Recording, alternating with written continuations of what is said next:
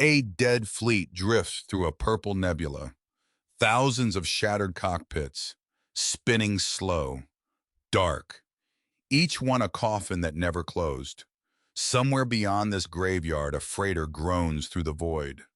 Old hull, patched steel, running with no beacon carrying cargo that could level a city. Inside the cockpit, a man sits at the controls. He doesn't speak, doesn't sleep. His hand rests on the console the way a hand rests on a headstone. The crew watches him. The captain found 2 words in his military file: presumed dead. Then 3 pirate ships scream out of the fog, and the dead man opens his eyes. His fingers move across the weapons panel. No targeting computer, no fear, no pulse above 60. Like he's done this before, like he was built for it. The hull screams, the stars go sideways, and the ship does something impossible. You don't ask a Terran where they served. It's an unspoken rule on the frontier, the kind of rule nobody writes down, because the people who need it written down are already dead, and the people who follow it, they're the ones who learn the hard way. Maren Cross was out of credits, out of time, and currently out of patience. The air in the orbital station's lower promenade tasted like copper and unwashed bodies. A perfume of desperation, the kind Maren wore too often these days. She'd been wearing it for 6 years now, since the day she traded a stable dock worker's salary for a captain's chair on a rusting freighter that nobody else wanted. Her boots stuck to the grated flooring as she navigated Sector 4. Dim, neon lit. The corridor smelled like someone had fried circuitry in a dumpster and called it ambiance. Overhead, a faulty ventilation pipe hissed arrhythmically, spitting little clouds of condensation into the stale air. Somewhere down the corridor, a baby was crying, the sound thin and reedy and hopeless. She needed a miracle, one that cost less than 50 standard chits a day. Her ship, the Osprey, sat in docking bay 42 with a belly full of highly illegal, highly volatile, military-grade seismic charges, mining explosives meant for a planetary rebellion she didn't care about. Not even a little. The pay was exorbitant. The risk was astronomical. The only missing piece was someone crazy enough to fly it, but professional enough not to blow them all to stellar dust on takeoff. Her last pilot, a man named Deckard, had quit 3 weeks ago after a close call with a coalition customs frigate. He'd walked off the ship without a word, left his gear, left a note on the console that said, simply, "I'm done. Find another idiot." So Maren pushed open the heavy blast doors of the Rust and Ruin, a cantina that doubled as a hiring hall for the desperate, the kind of place where people went when the legitimate job boards had stopped returning their calls, where the drinks were cheap and the clientele was cheaper, and nobody asked you where you'd been or what you'd done to end up here. The noise washed over her, alien dialects clashing like broken glass, the heavy bass of a synth track rattling the liquor bottles behind the bar. A Corvassian trader was arguing loudly with a dock worker about fuel prices, something about surcharges and tariffs and somebody's mother. 2 mercenaries in matching body armor were arm wrestling in the corner. Badly. One of them was cheating with a hydraulic wrist brace. The other was too drunk to notice. The bartender, a heavy-set woman with mechanical fingers and a permanent scowl, poured drinks without looking at what she was pouring. The glasses were dirty. Nobody complained. You didn't complain about the glasses in the Rust and Ruin. You drank what you were given, and you were grateful nobody had spit in it. Maren's eyes swept the room, a habit born of 6 years of walking into places where the wrong eye contact could get you stabbed. She cataloged exits, threats, weapons visible and concealed, the usual inventory of paranoia that kept frontier captains alive. And there, in the darkest booth in the farthest corner, past the broken jukebox, past the couple arguing in whispers about money they didn't have, she found him. He didn't look like a pilot. Most pilots Maren knew were cocky, wire-thin, adrenaline junkies with twitchy fingers and too much to say. The kind who'd tell you about the time they outran a coalition patrol before you even sat down. This man was built like a cinder block, draped in a worn canvas jacket that had seen better decades. He sat perfectly still, not relaxed still, not sleeping still, the kind of still that a loaded weapon is. A half-empty glass of clear liquid rested on the scarred metal table in front of him. He hadn't touched it in a while. The condensation ring beneath the glass had dried. The station's broker had pointed him out earlier that morning. Name's Callum, cheap, doesn't talk, flown everything from bulk haulers to atmospheric skiffs. The broker had leaned in, lowered his voice. Just don't ask about his gap years. Maren approached the table. Callum didn't look up, but she saw it, the infinitesimal shift. His shoulders dropped a fraction of an inch. His breathing slowed, so subtle that most people would miss it entirely. He knew she was there before she even stopped walking, which meant he had tracked her footsteps across the entire cantina, through all that noise, without looking up once. Okay, Maren thought. That's either impressive or terrifying. Probably both. Callum. She said his name flat. No warmth, no charm. Just the voice of a woman who'd commanded roughnecks for 6 years and had stopped pretending to be nice around year 2. He finally looked at her. His eyes were pale, washed out gray, set deep into a face that looked like it had been carved from weathered stone. There were no dramatic scars, no cybernetic eye replacements, no mechanical jaw or neural interface ports, just an overwhelming, crushing weariness. I looked like a man who had seen the end of the universe and found it boring. I'm Captain Cross. Maren pulled out the chair opposite him.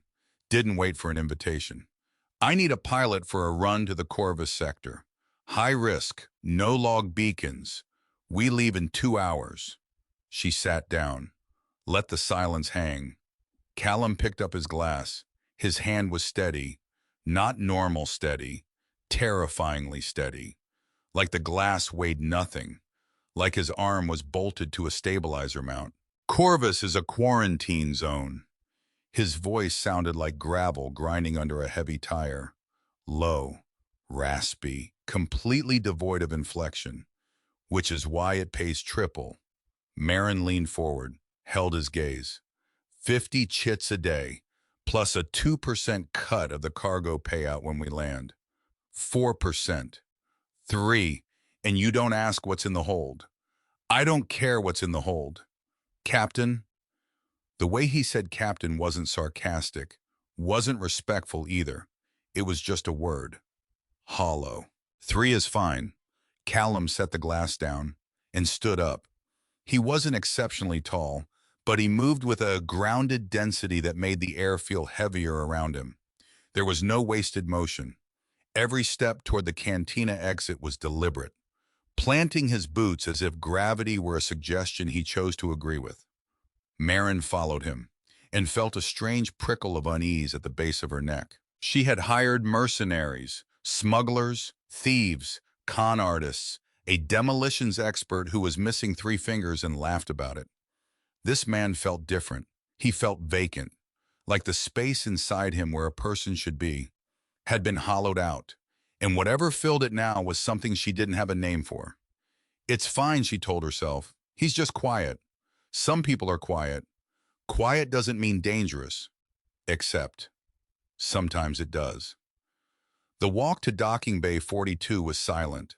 Maren usually used this time to establish the hierarchy, lay down the rules, make sure the new hire understood that the Osprey was her house, her law, her ship, with Callum. The words died in her throat. He walked beside her, half a step behind, not because he was deferential, because that was the position where he could see her, and the corridor ahead, and the corridor behind, all at the same time. She noticed that. She wished she hadn't. When they reached the ship, her crew was already prepping for departure.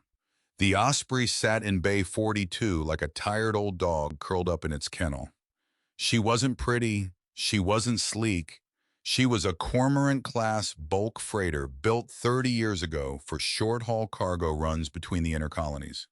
Designed for reliability, not speed, not combat, not anything that would make a pilot's heart beat faster. Her hull was a patchwork of replacement panels and field repairs. 3 different shades of gray where sections had been welded on over the years. The port engine nacelle had a permanent black scar from a plasma leak that Oren had patched with what he called creative engineering and what Maren called prayers and duct tape. She was ugly, she was slow, she was paid for, and she was Maren's. Oren, 19 years old, chief mechanic, if you could call him that. He looked like he should be in a college dorm somewhere. Not covered in grease, wrestling with a stubborn hydraulic line on the loading ramp. His coveralls were 2 sizes too big. The sleeves rolled up past his elbows. His boots were scuffed down to the composite underlayer. The kid had sandy hair that stuck up in the back no matter what he did. Bright eyes that still held genuine wonder when he looked out the viewport. He was the kind of kid who joined a freighter crew because he thought the stars were romantic. Who'd read too many adventure novels as a child and believed them. Who still gasped, actually gasped, when they passed through a particularly beautiful nebula. Maren had hired him because he was cheap and willing. She kept him because he was kind, and because the Osprey needed at least one person on board who hadn't been completely ruined by the frontier. Someone whose first instinct was to help, to smile, to offer a stranger a cup of coffee. The universe hadn't beaten that out of him yet. Maren intended to make sure it never did. Briggs, her cargo master and resident muscle, leaned against the airlock, picking his teeth with a metal matchstick. He was massive. 6'3", 250 pounds of anger management issues wrapped in a stained cargo vest. Quick to temper, fiercely territorial. The kind of man who'd throw a punch first and ask questions in the medbay later. He'd been with Maren for 4 years, the longest of any crew member. Loyal in the way guard dogs are loyal, not out of affection, out of territory. Briggs looked Callum up and down. A sneer crawled across his face like a crack in old concrete. "This the new stick jockey. Cap." He spat the matchstick onto the deck. "Looks like he should be pushing a mop, not a yoke." Callum didn't blink. He didn't look at Briggs. He just walked past him. His shoulder brushed Briggs' chest, with enough force to shift the larger man off balance. Not a shove, not an accident. It was the immovable object, ignoring the stoppable force. Briggs stumbled back half a step, his face flushed dark. He dropped his matchstick and straightened up. Ready. "Hey, you deaf, old man." "Briggs, stow it." Maren stepped between them, voice sharp enough to cut hull plating. "He's here to fly. Show him the cockpit. We drop clamps in 20. Briggs glared, but he moved. Callum was already walking up the ramp, without looking back, without looking at anything except the corridor ahead. Oren glanced up from his hydraulic line. Grease smeared across his forehead like war paint. He watched Callum disappear into the ship, then looked at Maren. "He seems fun," Oren said. "Fly the ship. That's all he has to do." Maren muttered, mostly to herself. The cockpit of the Osprey was a cramped, utilitarian nightmare. Wires hung like exposed veins from the ceiling panels. Half of them were supposed to be behind the access covers, but the access covers had been removed years ago because it was faster to troubleshoot when you could see the guts. The primary console was a patchwork of salvaged parts and aftermarket upgrades. 3 different navigation systems, none of them from the same manufacturer, none of them speaking quite the same data language. A coffee stain the size of a dinner plate on the co-pilot armrest that Maren had long since stopped trying to clean. The overhead display flickered every 4 seconds, a persistent fault in the power relay that Oren had been promising to fix for 3 months. The viewport was scratched, permanently clouded on the lower left corner where a micrometeorite had scored the reinforced glass years ago. The pilot seat had a broken lumbar support. The co-pilot seat made a grinding noise when you swiveled it. It was ugly. It was uncomfortable. It was home. A normal pilot would have complained. A normal pilot would have needed an hour to familiarize themselves with the chaotic layout. Maybe two. Maren had seen experienced flyers spend half a day cursing at the Osprey's console before they felt comfortable enough to taxi. Callum sat in the pilot seat. He didn't complain. He reached out, and his hands began to move over the switches, the dials, the touch screens, with a blinding mechanical fluidity that made Maren's stomach drop. It was like watching a concert pianist sit down at an instrument they had played 1,000 times before. His fingers found every button without looking. Flipping toggles, adjusting trim, calibrating the yaw compensators, running through a sequence of operations that should have taken 20 minutes. He didn't look at his hands. He looked out the viewport, at the massive station blast doors, at the stars beyond. Pre-flight complete. His voice crackled over the internal comms. Less than 2 minutes had passed. Maren strapped into the co-pilot seat, staring at him. You didn't run the diagnostic. Diagnostic bypass on auxiliary power. Your port thruster has a 3-second delay, compensated in the nav computer. He still didn't look at her. Clamps released. Requesting tower clearance. Except he didn't wait for the tower. Before the digital confirmation even registered on the screen, Callum engaged the main thrusters. The Osprey was a heavy, lumbering beast of a ship. It usually groaned and shuddered out of dock like a waking giant, complaining about every meter.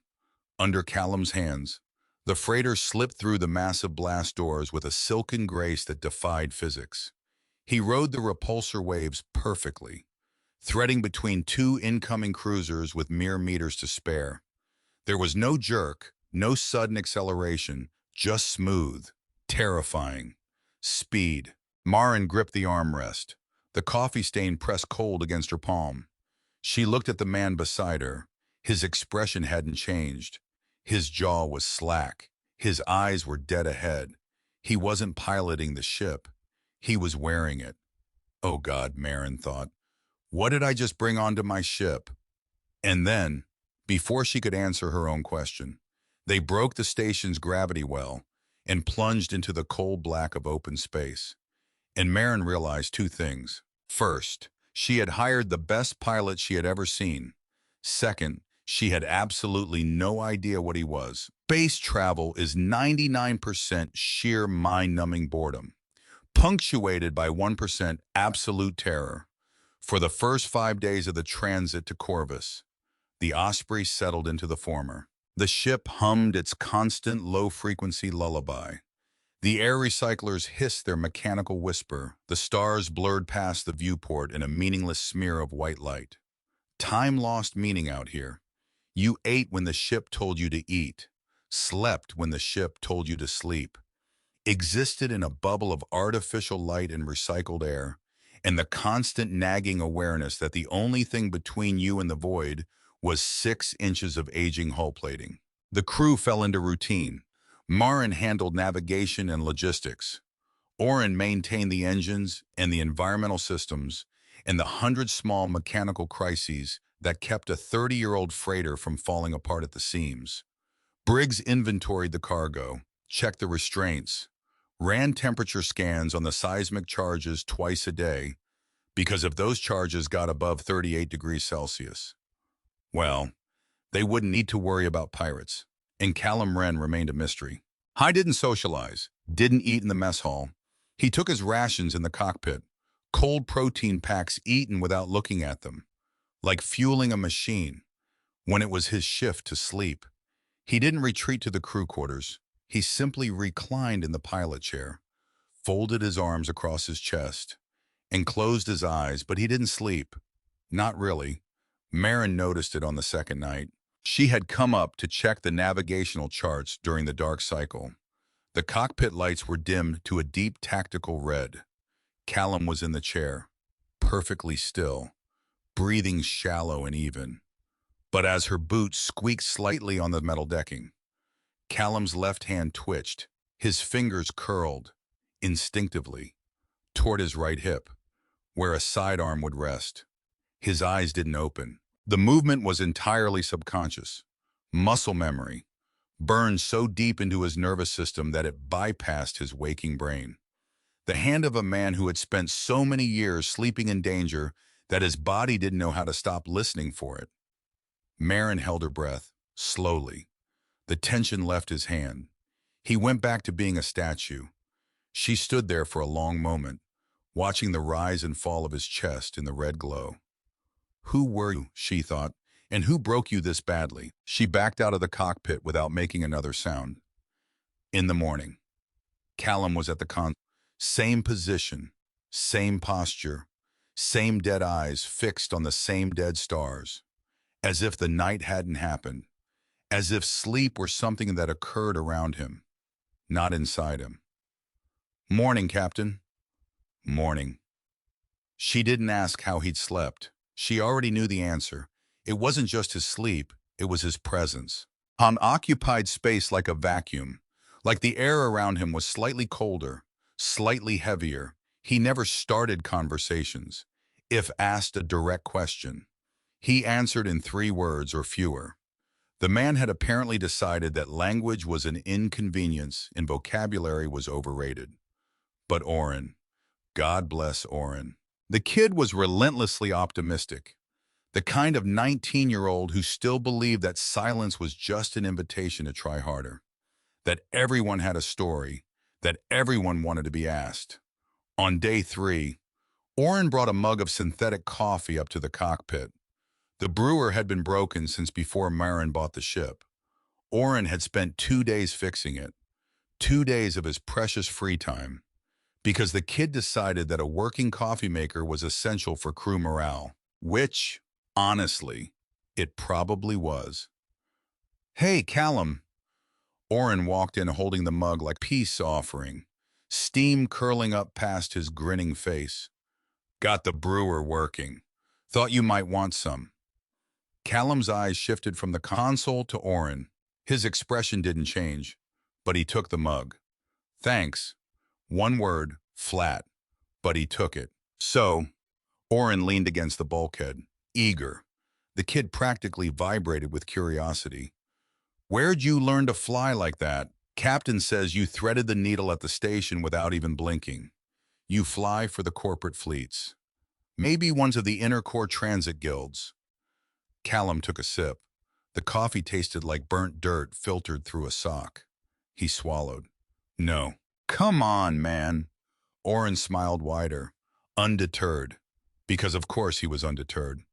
Nobody flies a rust bucket like this with that kind of precision unless they've had serious stick time.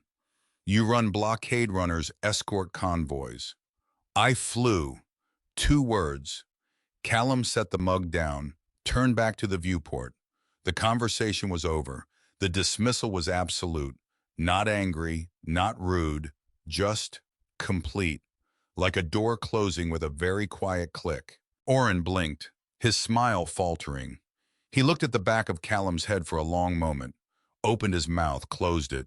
Then, awkwardly, he retreated from the cockpit. But here's the thing Oren didn't see. Callum didn't push the mug away.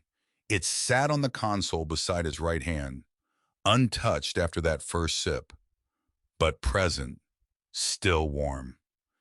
Maren saw it from the corridor. She was heading up to the cockpit when Oren came shuffling out, looking like a kicked puppy. He doesn't talk much, Oren said. I noticed. I think he's sad. Captain? Maren looked at the 19 years old, already reading people better than most adults. Yeah, she said. I think so too. She glanced past Oren into the cockpit. The mug was still there, right next to Callum's hand. He hadn't moved it, and for some reason she couldn't explain. That tiny detail, a quiet man keeping a cup of terrible coffee that a teenage mechanic had brought him, made something pull tight behind her ribs. A feeling she didn't have a word for. Somewhere between pity and recognition.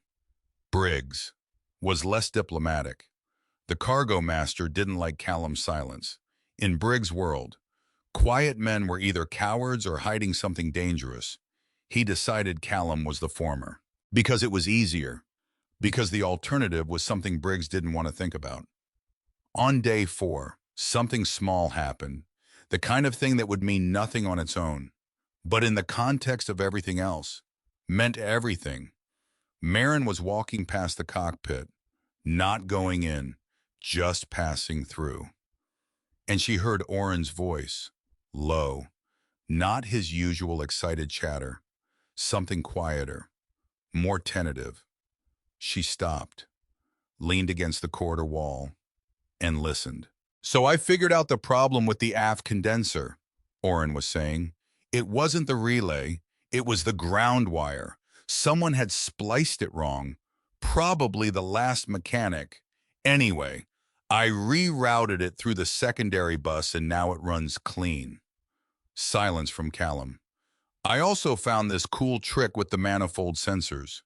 If you cross-reference the thermal output with the magnetic containment readings, you can predict a desync about 90 seconds before it happens." More silence. But Oren kept going, not because he expected a response, Maren realized, but because he'd figured something out. Something that most adults never figured out about quiet people. The kid wasn't talking to get answers. He was talking so that Callum wouldn't be alone. "Anyway," Oren said, "I brought you another coffee. It's still terrible, but, you know." Maren heard the soft clink of ceramic on metal, and then, so quiet she almost missed it, Callum's voice. "The cross-referencing trick. You came up with that yourself." "Yeah, that's clever." 2 words. But Oren's face, when the kid came out of the cockpit a few minutes later, was lit up like a supernova, like someone had just handed him a trophy, a medal, a certificate that said you matter. Because for a man who never spoke, telling a teenager that his idea was clever was the equivalent of a standing ovation. On the 5th day, the ship experienced a minor power fluctuation in the starboard engine manifold, a nasty vibration, the kind that rattles your teeth and makes the deck plating hum at a frequency that crawls up your spine. Briggs and Oren were in the engineering bay, trying to lock down the rattling housing. Callum was, as always, in the pilot's seat. Briggs was struggling with a heavy pneumatic wrench, cursing loudly, his thick forearm straining against a stripped bolt. "Damn bolt seized," he snarled. "Oren, hand me the mag torch." Before Oren could move, Callum walked into the engineering bay. No one had heard him leave the cockpit. He moved without a sound, like smoke. One moment the corridor was empty. The next, he was there. He stepped up to the housing unit, reached past Briggs' massive shoulder, and pressed 3 buttons on the auxiliary panel. Rapid succession, the vibration instantly stopped. The engine smoothed out, humming like it was brand new. Silence. Briggs spun around, his face flushing crimson, the vein in his temple throbbing. "Hey." His voice was low, dangerous. "Don't touch my panels. I had it under control." Callum looked at him. The height difference was significant. Briggs towered over him by 5 inches, outweighed him by 80 pounds. "Easy." "You were adjusting the physical torque," Callum said. Quiet, almost gentle. "It was a software desync in the magnetic containment field. You would have ruptured the manifold." "Don't tell me how to do my job." Briggs stepped forward, into Callum's space, close enough that their chests nearly touched. He raised the heavy pneumatic wrench, pointing it at Callum's sternum. "You sit in that chair. You push buttons. Down here. I'm the boss." "Got it." Maren entered the bay. She opened her mouth to bark an order, to diffuse it, the way she had diffused 100 crew arguments before. But what stopped the room, what stopped everything, wasn't her voice, it was Callum. He didn't flinch, didn't step back, didn't raise his hands. He just stared, and the weariness in those pale gray eyes vanished, replaced by something else entirely, a terrifying, abyssal nothing. Maren had seen anger before. She had seen rage. She had seen men lose their minds in bar fights and knife fights and firefights. This wasn't any of those things. This was the look of a man who was calculating, with mechanical precision, exactly how many milliseconds it would take to end Briggs' life. Not out of anger, not out of fear, out of reflex. The way you'd swat a fly. The air in the engineering bay went ice cold. The silence was absolute. Even the engines seemed to hold their breath. Briggs' aggressive posture faltered. The big man's jaw loosened. His grip on the wrench went slack. The color drained from his face as a very old, very primal part of his brain. The lizard part. The part that kept his ancestors alive on the savannah. Screamed at him. You are not the predator here. You just walked into a cage with something that only looks like a man. Briggs swallowed. Hard. Callum held the stare for 2 more agonizing seconds. Then, like a switch being flipped, the nothing receded, the tired, weathered pilot returned. The man who drank bad coffee and stared at the stars and answered questions in monosyllables. He turned around and walked back to the cockpit without saying a single word. The silence he left behind was deafening. Briggs let out a breath he didn't realize he'd been holding. His hand was shaking. The wrench slipped from his fingers and clanged against the deck plating. The sound made Oren jump. Briggs looked at Maren, his bravado entirely gone. His face was pale, almost gray. What the hell is wrong with him? Maren looked down the corridor, where Callum had disappeared. I don't know, she murmured. Just leave him alone. Briggs, let him fly. But the uneasiness, it settled into the bones of the ship. Like a low hum you couldn't quite hear but could always feel. For the rest of that day, Briggs stayed in the cargo hold. Didn't come up for meals, didn't crack jokes on the comms, didn't pick fights about ration allocations or shower schedules or any of the dozen small territorial disputes that usually filled his hours. Oren noticed. The kid always noticed. Is Briggs okay? He asked Maren while reattaching a fluid coupling in the engine room. He's been in the hold all day. Usually he's up here bothering me by now. He's fine, Maren said. Just give him space. Is it about Callum? Maren looked at the kid, his face smudged with hydraulic fluid, his eyes wide and honest. Just give him space, Oren. The kid nodded, went back to his coupling, but she could see him thinking, turning it over, the way 19-year-olds do when they sense that the adults in the room are scared and trying very hard not to show it. They were locked in a metal box, hurtling through the void. And the man at the wheel was a locked vault of violence that Maren was starting to realize she did not have the key to open or close. That night, Maren couldn't sleep. She sat in the mess hall, the ship creaking around her, that constant low moan of metal and pressure and cold vacuum pressing against the hull. She pulled up the encrypted Navcom terminal. The screen cast a blue glow across her face in the dark room. She typed Callum Wren. The search took 8 seconds. Results nothing. No arrest records. No pilot registry entries. No employment history. No tax filings. No birth certificate. No medical records. The man simply did not exist, which, in itself, was information. Because making someone disappear, truly disappear, from every database across the colonized systems, required resources that no individual had, not a criminal, not a corporation. Only a government could erase a person this completely. Maren tried a different approach. She ran the search through the back channels, the gray market data brokers, the kind of people who sold stolen Census Bureau records and hacked insurance databases. She found something. One result, buried in a corrupted military archive that had been partially scrubbed. The file was 98% deleted, redacted so heavily that the remaining text was practically meaningless. Pages and pages of black bars. Classification codes so dense they looked like circuit diagrams. Department names she'd never heard of. Project designations that had been overwritten with null characters. But fragments survived, scattered through the wreckage of the file like bones in a disaster site.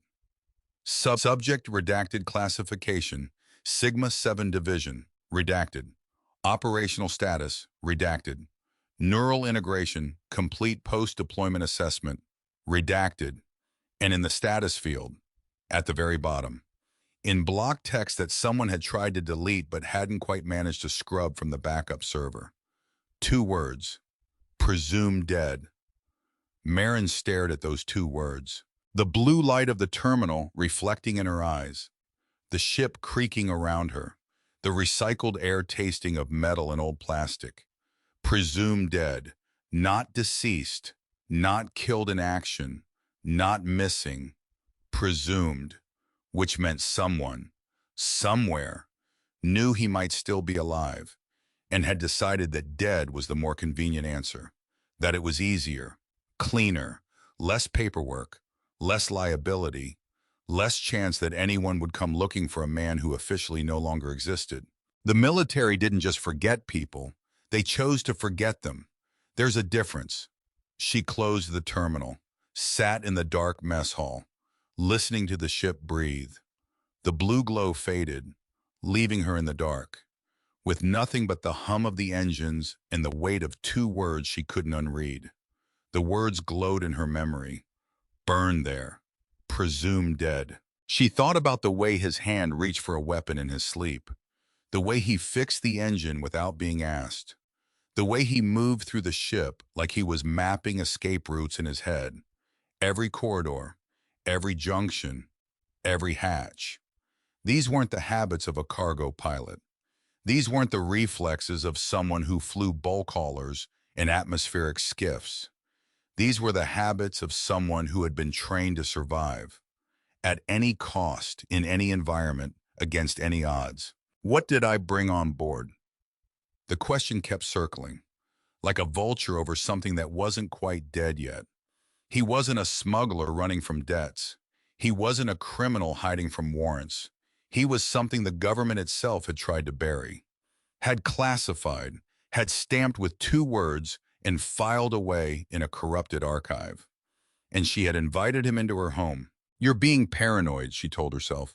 He's a pilot, he's quiet, he does his job, he hasn't threatened anyone, he hasn't done anything wrong, except the way Briggs's face looked when Callum stared at him, except the way Callum's hand reached for a gun that wasn't there, every time he heard a sound in his sleep, except the way he moved through the ship like smoke, like he'd been trained to exist in spaces without being detected, presumed dead.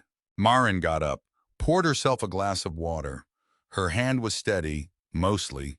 She drank it standing at the counter, looking at the dark corridor that led to the cockpit, where a dead man was pretending to sleep in a pilot's chair. 2 more days, she thought. 2 more days to Corvus. We make the drop. We get paid. He gets paid. We go our separate ways. And I never think about those gray eyes again. That was the plan. Plans are funny things. On the frontier. They never survive contact with reality. Day 6, 40 hours out from the Corvus sector boundary. Maren woke early, couldn't tell you why. Something in the air, a change in pressure, the way animals get restless before a storm. She found Callum in the cockpit, same as always, hands on the console, eyes on the void. But something was different today. He was wearing his canvas jacket with the sleeves pulled down, all the way to his knuckles, like he was hiding something. And there was a small, empty, glass vial on the console beside him, medical grade, the kind that fits into an auto-injector, the kind they use in field hospitals for emergency drug administration. The vial was unmarked, no pharmaceutical label, no dosage instructions, no manufacturer stamp, black market, homemade, or military issue with the identifying marks deliberately scraped off. Maren didn't ask about it, but she filed it away. In the growing folder in her mind labeled Things About Callum Wren That Keep Me Awake at Night. She sat in the co-pilot seat, pulled up the sector charts. The Corvus system was close now. She could feel it.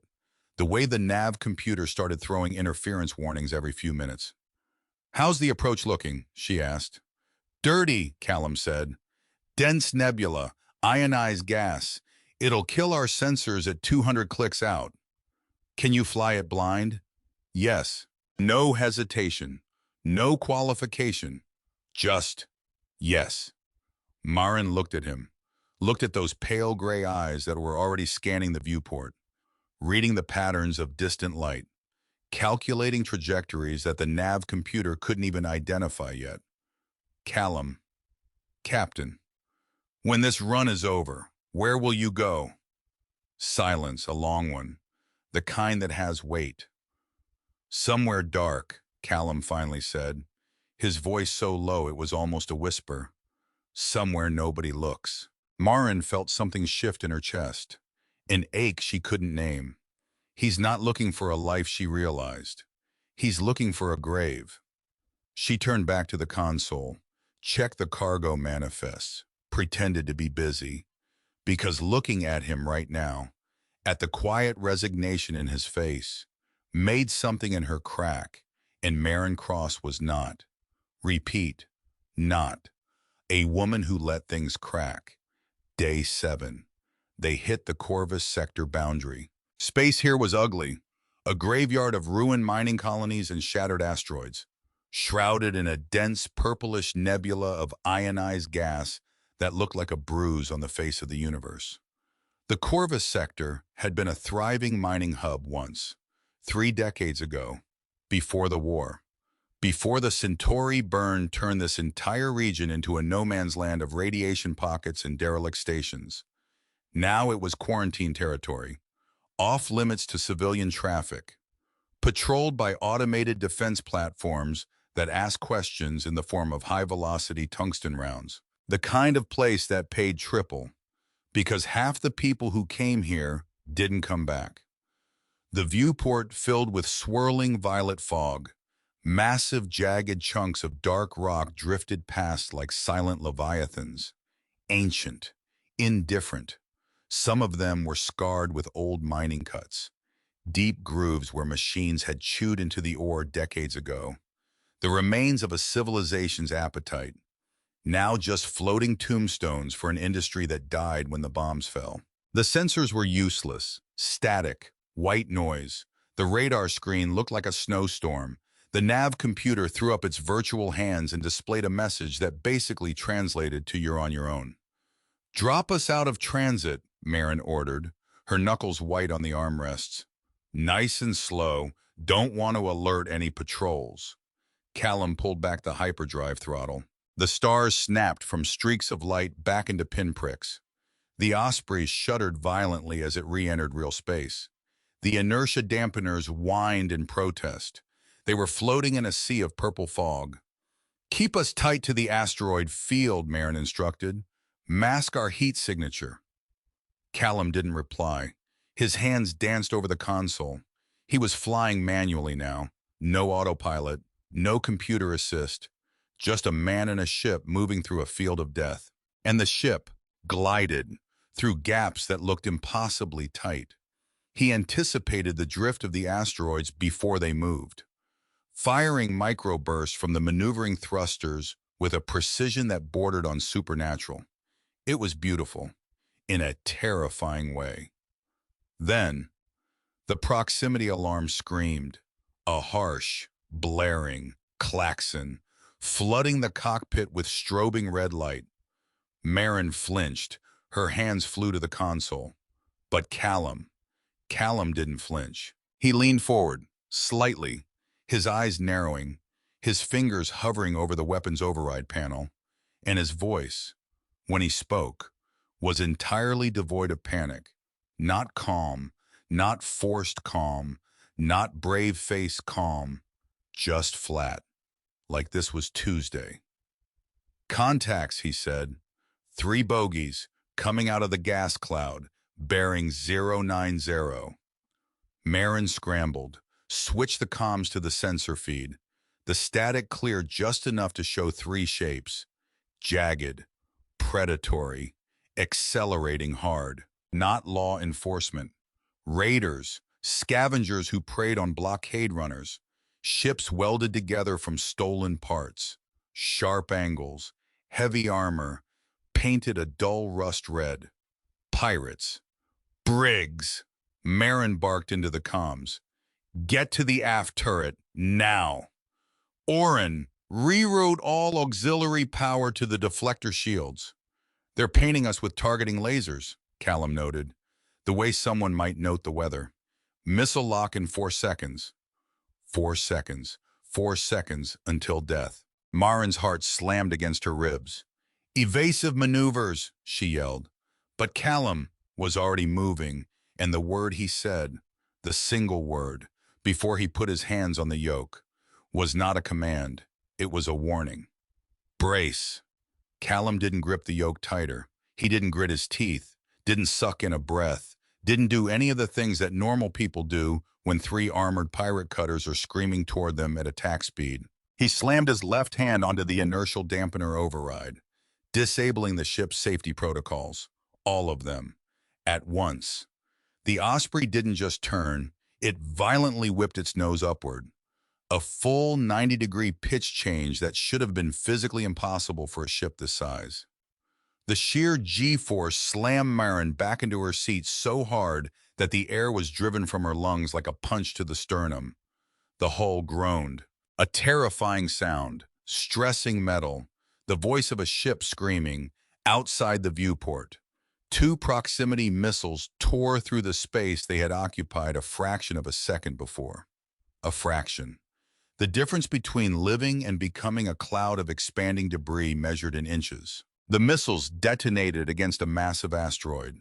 The shockwave hit the Osprey like a slap from God. Every loose object in the cockpit went airborne.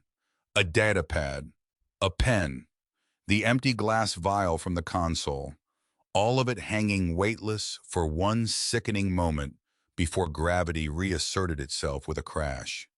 Briggs fire, Maren choked out, her voice thin, squeezed. Give me covering fire. The aft turret thumped rhythmically, streams of plasma spitting into the void. Wild, inaccurate. Briggs was shooting angry, which meant he was shooting scared, which meant he was shooting at everything and hitting nothing. The 3 pirate vessels broke formation, swarming, that's the word, like hornets, fast, agile, coming from 3 different angles. Laser fire began scoring the Osprey's rear shields. Each hit registered on the console, yellow, orange, flashing red.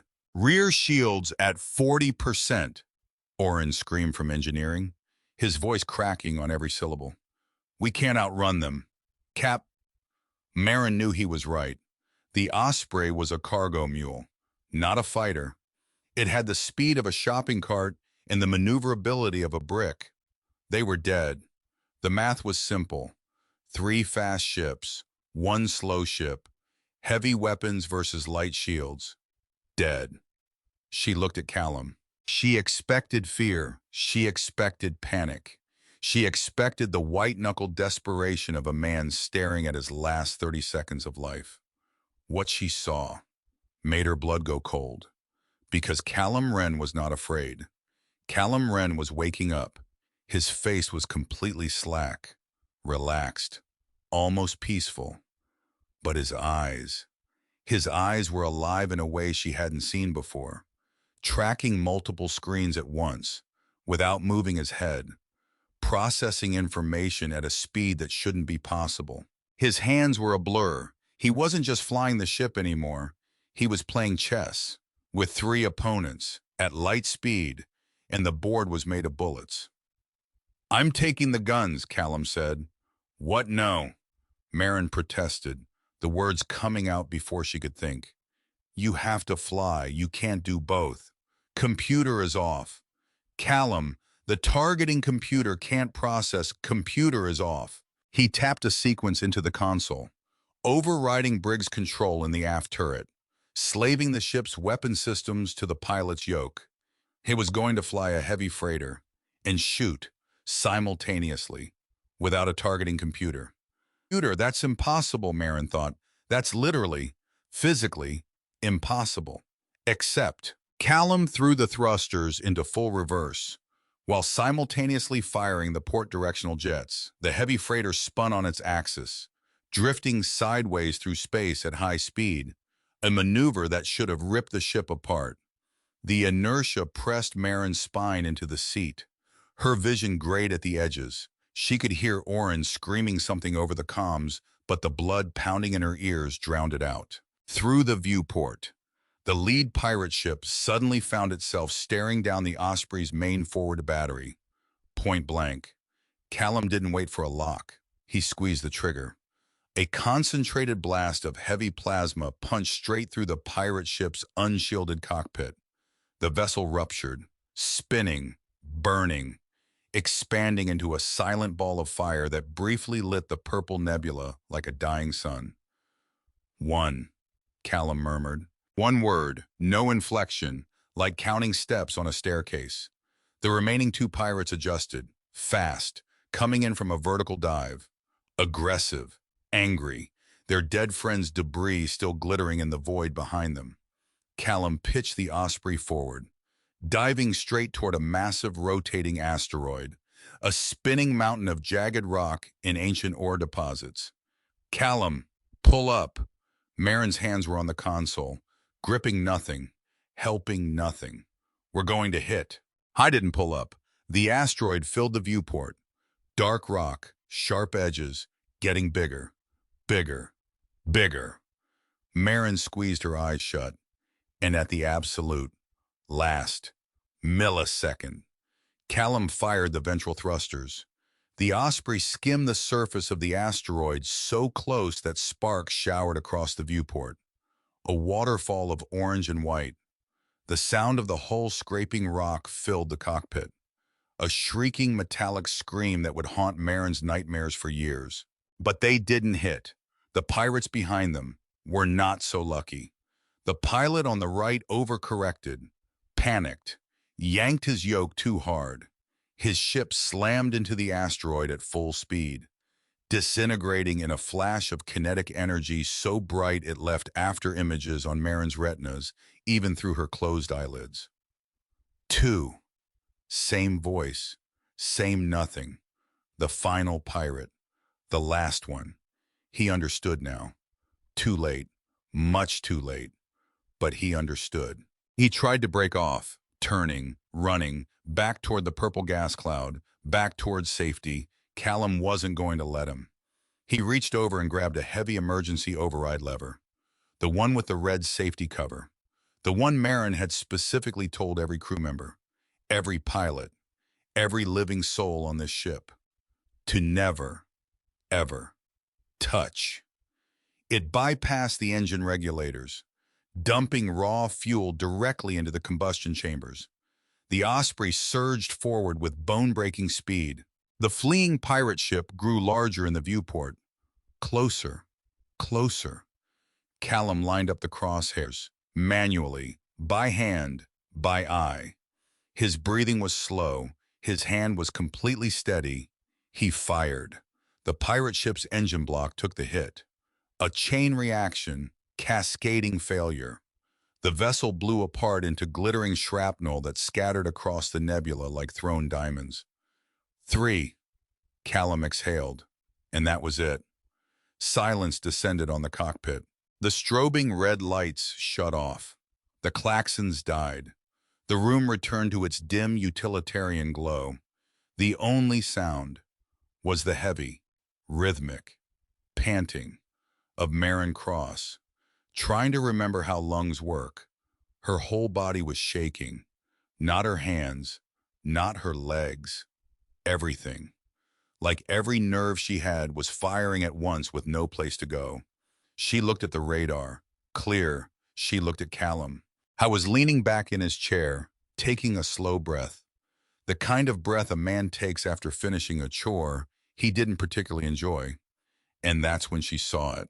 The sleeve of his canvas jacket had ridden up his right forearm during the maneuvering, pushed back by the violence of his movements, exposing his skin, burned into his forearm, scarred and raised, was a black ink tattoo, not a standard military insignia, not a unit patch or a service number. A skull, wearing a cracked flight helmet, surrounded by a halo of dead stars, and beneath it, in block text, a series of numbers, 104th Drop Fleet. Maren felt all the blood drain from her face. She knew that tattoo. Everyone on the frontier knew that tattoo. They were the stories told to frighten rookie pilots around the mess hall table at midnight. Whispered legends. The kind of thing you didn't say too loud because saying it felt like summoning something. The 104th. The tip of the spear during the Centauri burn. A suicide squadron. Sent into the meat grinder of the alien blockade. The war's most impossible mission. Fly through a wall of enemy fire so dense that the computers calculated 0% survival probability. Not 1%. Not 0.5%. Zero. And they flew anyway. 10,000 pilots went in. Rumor had it, fewer than 20 came out. The universe called them heroes. The military classified them as unstable. The frontier called them the dead men, because the men who came back, the ones who walked out of that fire, they weren't really alive anymore, not in any way that mattered. Callum slowly pulled his sleeve down, covering the ink, covering the skull in its dead star halo. He turned his head and looked at Maren, the tired, the worn, the crushing weight of years without rest was back in his eyes. "Course corrected, Captain," Callum said quietly. "We are back on schedule." Maren opened her mouth. Nothing came out. She closed it. Behind them, the engineering bay door hissed open. Oren practically fell through the threshold, gasping, his face flushed and streaked with tears he probably didn't know he'd shed. Briggs lumbered in behind him, gray-faced, sweating. The big man leaned against the bulkhead like his legs might give out. "Holy hell!" Oren breathed, trembling, looking out the viewport, then at Callum, then back at the viewport. You just took out 3 armored cutters in a bulk freighter without a targeting computer." Callum did not turn around. "Check the aft thermal regulators." His voice was flat, operational, already past it. The emergency fuel dump spike the core temperature, vent the excess plasma before the manifold melts. Oren blinked, still vibrating with adrenaline. "Right, yeah, venting plasma. Okay." He scrambled back toward engineering, tripping over his own boots. Briggs didn't move. He stood in the doorway, staring at the back of Callum's head, and Maren watched something shift behind the big man's eyes. A recalibration. The memory of raising a wrench to this man, of standing in his space, of puffing his chest and calling him old. Briggs swallowed dryly, pushed himself off the bulkhead, and walked away, without saying a single word. First time Maren had ever seen Briggs not have something to say. Maren waited until the blast doors sealed behind them. She unbuckled her harness. Her legs felt like lead pipes. She stepped over to Callum's side of the console. "I saw it," she said. Quiet, almost a whisper. Callum's hands remained on the yoke. He didn't ask what she meant, because of course he didn't. He knew. "The 104th, Maren continued, crossing her arms, not out of authority, out of necessity, to keep her hands from shaking. "The dead men, I thought they wiped your records. I thought the coalition disbanded the surviving units and buried the files." "They did. Then how are you here?" "Because burying a file and burying a man are 2 different things." Maren felt her jaw tighten. "If the coalition military catches a ghost flying a smuggler's ship, they won't just impound the Osprey. They'll send us to a black site, and they'll put a bullet in your head." Callum finally turned, and the adrenaline of the dogfight was draining out of him, rapidly, leaving behind something utterly fragile, for the first time. Maren saw the man beneath the myth. He looked incredibly old, not in years, in miles. Slowly, Callum lifted his right hand from the console. It was shaking, not a mild tremor, not a caffeine shake. His hand vibrated with a violent, uncontrollable spasm, the fingers locking, releasing, locking again. He reached into his canvas jacket, his fingers fumbling, clumsy now, and pulled out a small unlabeled auto-injector, pressed it against his neck. Hiss. The device discharged. Within seconds, the shaking stopped. The muscles in his jaw relaxed. His shoulders dropped. He let out a long, ragged breath and closed his eyes. "I'm not looking for a war, Captain," Callum whispered, eyes shut. "I just wanted a quiet job. Somewhere dark. Somewhere the coalition doesn't look." "Corvus is dark. All right," Maren murmured. She stared at the auto-injector in his hand. The glass vial inside it was nearly empty. Maybe one dose left, maybe none. The stories about the 104th, they always focused on the glory, the kills, the impossibly high body counts, the suicidal bravery during the Centauri burn. Nobody ever told the other part. The part about what happened to the men who survived. The part about trembling hands and empty injectors and men who couldn't sleep without reaching for guns that weren't there. "Why didn't you let the targeting computer do the work?" she asked. Gently, so gently that it surprised her. He opened his eyes, fixed on the deep black. "Because machines calculate survival. They run the odds. The odds said we were dead." He paused, his throat clicking as he swallowed. "You can't ask a machine to commit suicide to win. And you can. A dead man doesn't care about the odds." Maren looked away. She couldn't hold his gaze anymore. It felt intrusive, like staring into an open wound. "Get some rest, Callum," she said, steadying her voice. "The autopilot can handle the drift through the nebula. We hit the drop point on Acheron in 6 hours. I need you sharp." "I'm always sharp, Captain." It wasn't a boast. It was the saddest thing she'd ever heard. They flew through the graveyard 2 hours before the descent to Acheron. Maren didn't know what it was at first, just shapes in the nebula. Dark, still, drifting in the purple fog like sleeping whales. Then the shapes got closer, and the fog thinned, and she saw. Drifting in the purple fog like sleeping whales. Then the shapes got closer, and the fog thinned, and she saw. Ships, hundreds of them. Warships, fighters, carriers, cruisers, their hulls torn open like gutted fish, drifting in a slow, endless orbit around nothing. Some still had their running lights flickering, weak intermittent pulses of red and white, ghost signals from dead vessels that didn't know they were dead.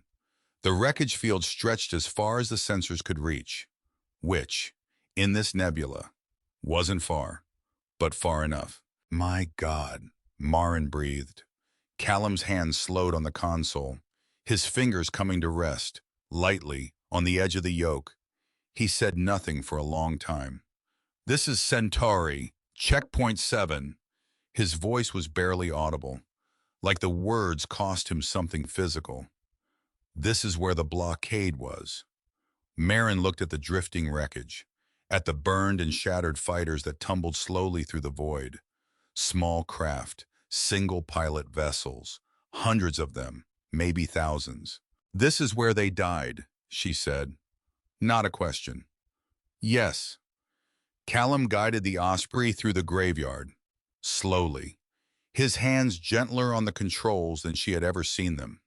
The ship glided between the wrecks with the careful reverence of a man walking through a cemetery. A massive carrier drifted past the port viewport, its flight deck ripped open, row upon row of empty launch bays, like open mouths, frozen mid-scream.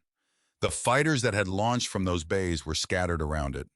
Twisted metal, shattered canopies. Some of them still had their pilot seats intact, the restraint harnesses hanging loose, empty. The pilots were long gone, either vaporized in the battle, or recovered by salvage teams years ago, or still in there, in the wreckage, in the dark, where no one would ever look. Maren counted the fighters as they drifted past, stopped at 40, couldn't keep going. Every one of those was a person, she thought. Every cockpit, every harness, someone's child, someone's friend, someone who climbed into that seat knowing the computer said zero. And Maren noticed something. His left hand, resting on the console, wasn't gripping, wasn't pressing buttons. It was just resting, flat, palm down, on the metal surface, like he was touching someone's headstone. Oren's voice crackled over the comms. Hushed, awed, terrified. Captain, what is all of this? Maren looked at Callum, waited, giving him the choice. Centauri, checkpoint 7, Callum repeated. For Oren, his voice steady, but barely. The blockade, the 104th drop fleet, silence on the comms. Then Oren, very quietly. I'm sorry. 2 words, from a 19-year-old kid who had no idea what they really meant, who couldn't possibly understand the scale of what he was looking at. But he said them anyway, in Callum's hand, on the console, pressed down, just slightly, just enough for Maren to notice. She didn't say anything, neither did he. They flew through the dead in silence, and left them behind, and didn't look back. Acheron was a moon that had died screaming, tidally locked, orbiting a gas giant, perpetually bathed in a bruised violet twilight that never changed, never moved. A world stuck in one endless melancholy dusk. Decades ago, a mining colony, lucrative, thriving. Then the war came through. Orbital bombardments shattered the crust, cracked the atmosphere, poisoned the air with sulfur and irradiated carbon. Now it was a lawless rock, toxic dust storms, desperate people, the kind of place where you went when every other place had told you no, when the frontier spat you out and the core worlds had never heard your name. The Osprey descended through thick, swirling clouds of gray ash. Visibility dropped to near zero. The windshield disappeared behind a wall of churning particulate. The ship shook, buffeted by thermal updrafts from the irradiated surface below, warning lights blinking amber across the console. Callum flew through it like it was clear sky, his hands making micro-adjustments on the yoke, reading the turbulence through the tremors in the airframe the way a blind man reads Braille, feeling the ship, listening to the ship, trusting the ship to tell him what his eyes couldn't. The landing gear touched down on the cracked ferrocrete of Outpost Echo 9er, a heavy metallic groan, the struts absorbing the impact with a shudder that rippled through the deck plating. Through the clearing ash, the outpost materialized, a brutalist nightmare, rusted metal, half-collapsed domes, sodium floodlights cutting through the dust like prison searchlights. Abandoned mining equipment lay scattered across the perimeter. Massive drill rigs, ore crushers, all of it coated in a thick layer of toxic gray powder, like the moon was slowly swallowing everything that had been built on it. Atmosphere is toxic, Callum reported. Level, flat. Sulfur and irradiated carbon. Environmental suits mandatory. Maren zipped up her vac suit, locked the rebreather collar, checked her sidearm, racked the slide. Briggs, you're on point. Oren, stay by the ramp. Keep the engines warm. She looked at Callum. He hadn't moved to put on a suit. I'll monitor scanners from here, he said. Thermal interference is high. If they bring heavy armor, I'll see the heat signatures before they break the perimeter. Good. She pulled the rebreather mask over her face. The air tasted like sterile plastic. Let's make this quick. I want out of this gravity well before the locals realize we're here. A small convoy of rovers waited at the edge of the landing pad. About a dozen men, rough, scavenged armor, ragged cloaks, eyes like cornered animals. Their leader stepped forward, tall, heavily scarred face, a mechanical left arm that whirred and clicked with every gesture. Cale Doran. Captain Cross, he yelled over the howling wind. You made good time. I have your crates, Maren shouted back. 40 metric tons of military-grade seismic charges.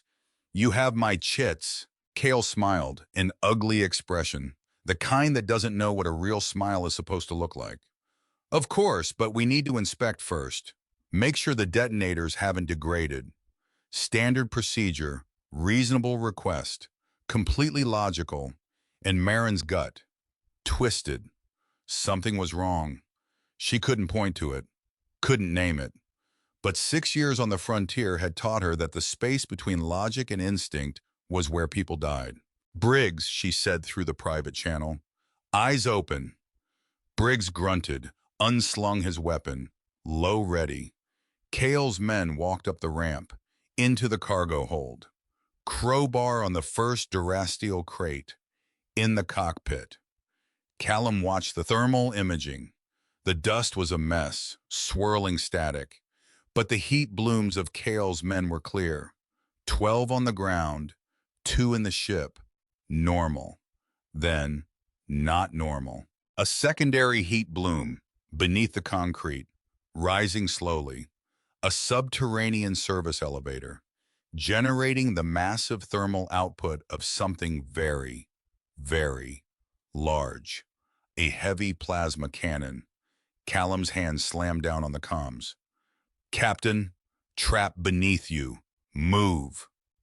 His voice was devoid of panic, but the commanding force of it, the sheer authority, cut through the static like a blade.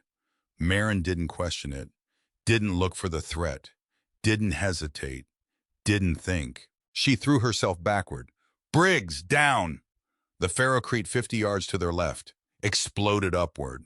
A modified mech, heavy, retrofitted with thick scavenged armor and a rotary plasma cannon, breached the surface like a metal nightmare climbing out of hell. Dust and concrete raining down, the ground shaking.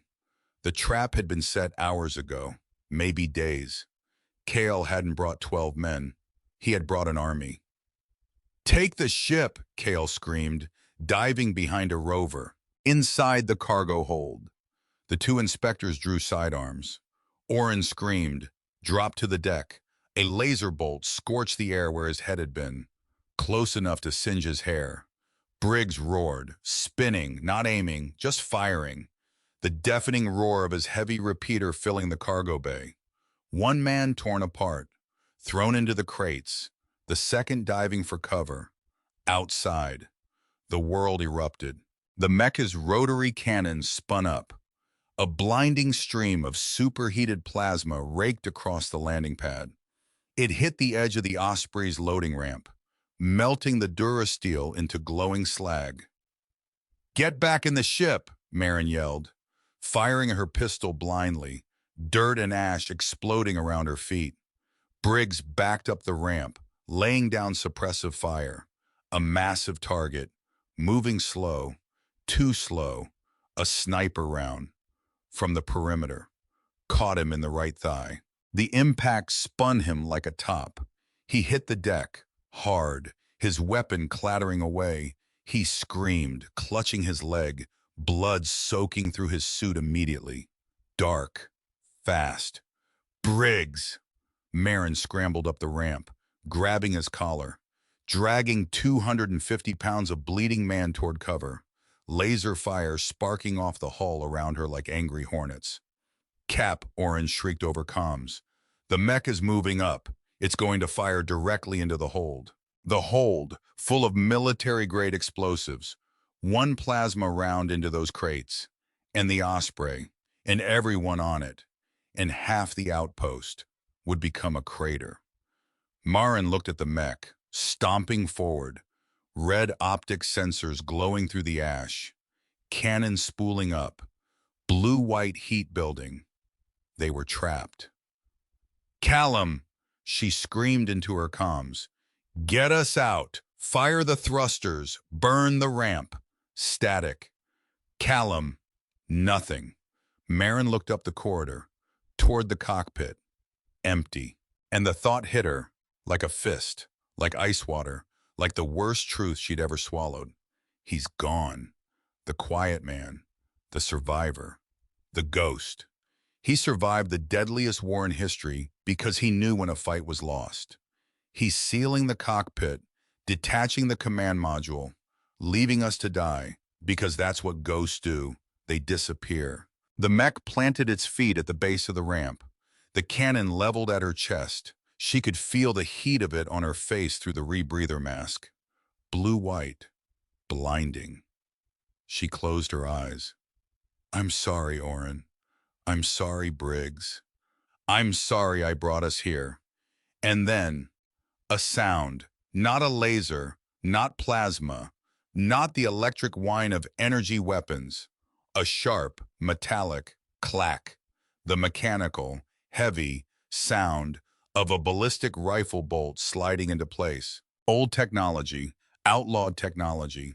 The kind of weapon that doesn't cauterize, doesn't seal, doesn't give the body a chance to pretend it's still whole. It tears things apart. Maren opened her eyes. Callum Wren walked down the corridor from the cockpit. No environmental suit. Just a scavenged military rebreather pulled over his mouth and nose. The canvas jacket was gone, stripped, revealing a tight black undershirt clinging to a torso that told its own story. Shrapnel scars, burned tissue, the topography of a body that had been destroyed and rebuilt and destroyed again. He moved with a terrifying, liquid grace, the weariness gone, the tremors gone. The quiet, sad man who drank bad coffee and slept in a pilot's chair and answered in monosyllables. Gone. The thing walking down that ramp was what the 104th Drop Fleet had built, what the Centauri burn had forged, what 10,000 dead pilots had paid for with their lives. A weapon made of grief and reflex, and nothing left to lose. He held the archaic heavy-caliber assault rifle like it was part of his skeleton, like it had grown there, like his hands had been incomplete without it, and he was only now remembering what whole felt like. He didn't run, didn't seek cover, didn't crouch, didn't duck. He stepped past Maren, past the bleeding Briggs, past the melting ramp, and walked out onto the exposed landing pad, into the crossfire. The rebels hesitated, because a man, walking calmly, into the concentrated fire of a dozen heavy weapons and a battle mech, defied every instinct, every training protocol, every logical framework for understanding combat. You don't walk toward death unless you've already died. Callum raised the rifle, didn't look down the sights, let something deeper than thought take over. Crack, crack, 2 shots, 2 deafening kinetic thumps rolling across the dust storm. The sniper on the gantry, 60 meters away, fell backward, chest cavity shattered. The mech pilot panicked, slammed the trigger. The rotary cannon erupted, plasma streaking. But Callum was already moving, not away from the mech, toward it. He dove, sliding across ash-covered ferrocrete beneath a sweeping arc of fire. Under the plasma, under the death. He reached the mech's left leg, unholstered a snub-nosed sidearm with his left hand, jammed it into the hydraulic joint of the knee, pulled the trigger 3 times. Sparks, shredded cabling. The leg collapsed with a screech. The massive machine pitched forward, cannon burying itself in the dirt, misfiring wildly into the empty rovers. Callum rolled to his feet, stepped up onto the collapsed knee, leveled his rifle at the cockpit glass, fired a sustained burst into the exact same 3-inch spot. First round cracked the glass, second shattered it, third, fourth, fifth. The mech stopped. Kyle's remaining men stared in horror. 10 seconds. Their heavy armor was scrap. Their sniper was dead. And the man standing on the wreckage was looking at them with eyes that contained absolutely nothing. "Kill him!" Cale shrieked. Callum dropped off the mech. He walked forward. Crack, crack. A rebel behind a rover. Dropped. Crack. Another. Running. Folded. Collapsed into dust. He wasn't fighting a war. He was doing chores. Every movement precise. No wasted energy. No battle cries. Just the rhythmic sound of ballistic gunfire and the sickening thud of bodies hitting ground. Then KL, scrambling toward the blast doors. running. Coalition has a bounty on your head, Kale screamed over his shoulder. Wild, desperate. Someone on your ship sold your coordinates. Callum stopped. The words hit him, but his hands didn't waver. He raised the rifle, exhaled slowly through the rebreather, squeezed. The round hit Kale squarely in the mechanical shoulder. Not the head, not the spine, the shoulder. Spinning him like a top, slamming him into the dirt. The remaining rebels broke, dropped weapons, scattered into the dust storm like roaches when the light hits. Maren stared. From the ramp, still holding Briggs' collar, still kneeling in his blood, she stared at the man standing in the swirling ash. Surrounded by silence, surrounded by bodies. He didn't look triumphant. He looked infinitely, terribly, tired. He turned, walked back up the ramp, looked at Briggs' leg. Severed artery, tourniquet and biogel. Now. The ghost, retreating back into the shell. Maren started to speak. Get him to the med bay, Callum said, already walking toward the corridor. He pulled the rebreather off, coughed heavily into his sleeve. A wet, rattling cough. The local defense grid picked up the thermal spikes. We have less than 3 minutes before their orbital cannons lock on. He didn't wait for a reply. The heavy thud of his boots, echoing through the quiet ship, getting softer, until the cockpit door sealed behind him. Oren! Maren snapped, finding her voice, finding the captain. Help me with Briggs. Ramp up. Cargo secured. The Osprey shuddered, engines roaring, the ship tearing itself away from the gravity well. Through the corridor, Callum's voice on the comms, calm, flat. Diverting all power to aft shields, stand by for orbital fire. And the sky above Acheron, shattered, tungsten rods. 6 of them, each the size of a city bus, tearing through the stratosphere at a fraction of light speed, glowing trails of superheated plasma in their wake. The threat receiver didn't beep. It shrieked. Incoming kinetic strikes, Oren screamed. Multiple locks. Callum's voice on the comms. Measured, steady. The voice of a man reading numbers off a chart while the building burns. Power to the inertial dampeners. Everything in the auxiliary reserves. We're already redlining. Do it. He stopped the ship, killed the thrusters entirely. Dead drift.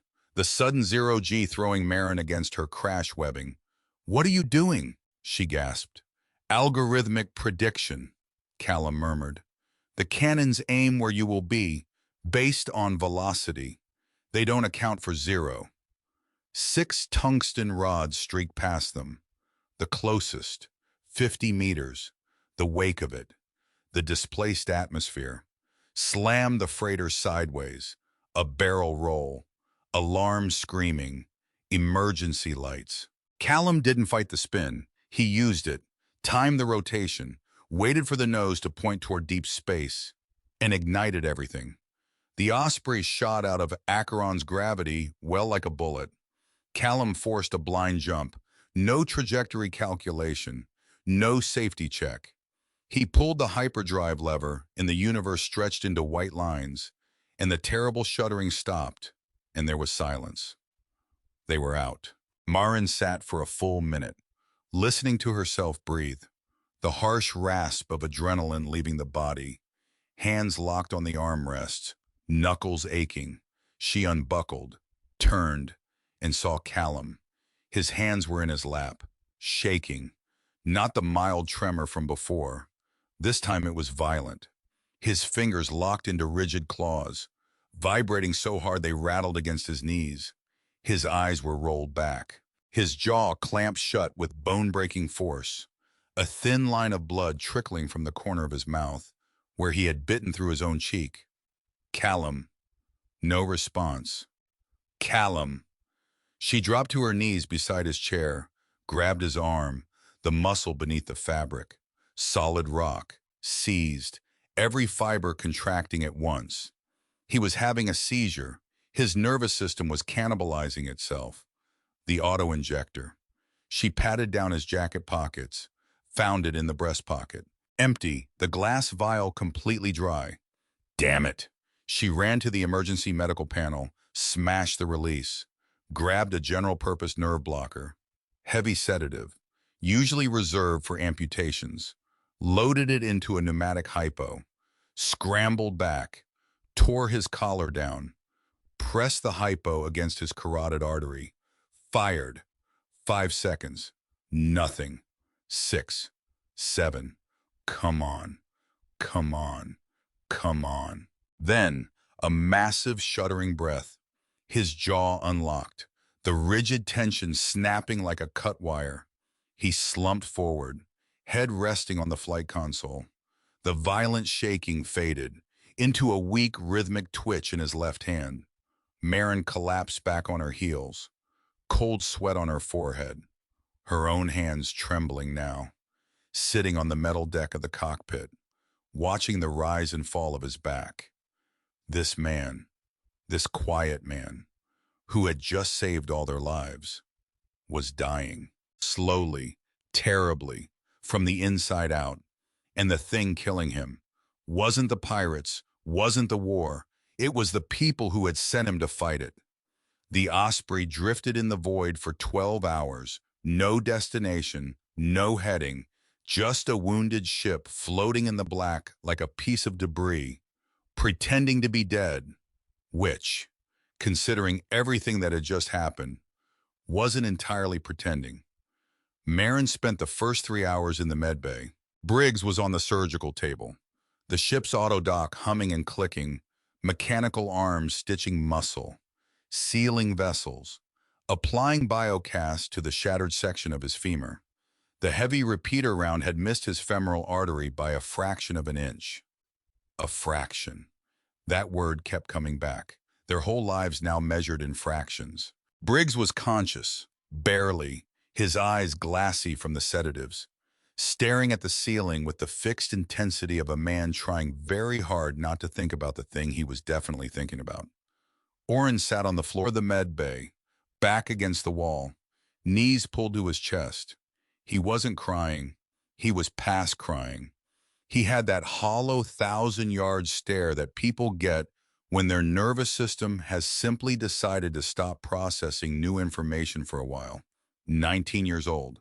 The kid had never been shot at before today, had never seen a man's chest cavity opened by ballistic rounds, had never heard the sound a body makes when it hits ferrocrete from a height, and now he had, and you can't unhear that.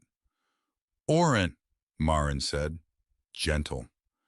The captain voice dialed all the way down to something almost maternal, which surprised her, because Maren Cross did not do maternal. The kid blinked, looked up at her.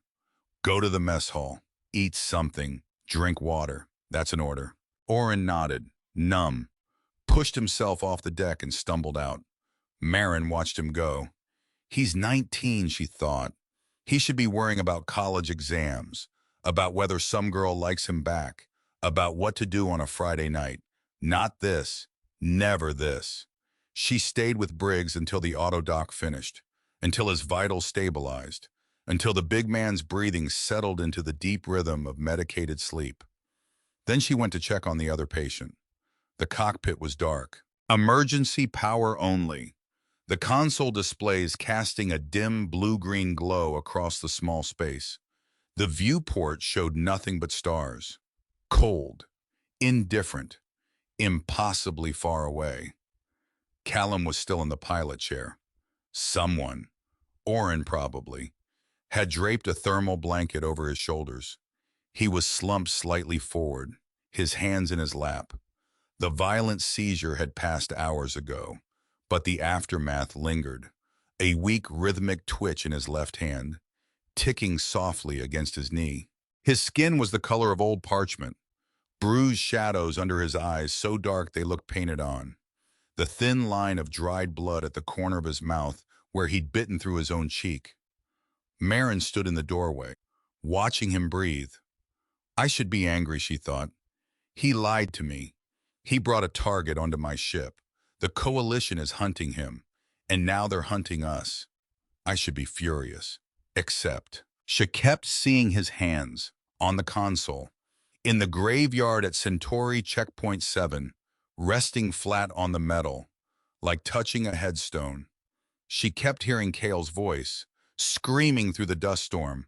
Someone on your ship sold your coordinates. Someone knew Callum was on the Osprey.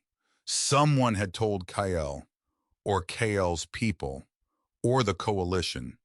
The information had leaked from somewhere, but that was a problem for later. Right now, the problem was the man in the chair, the man who was dying. He woke 6 hours later.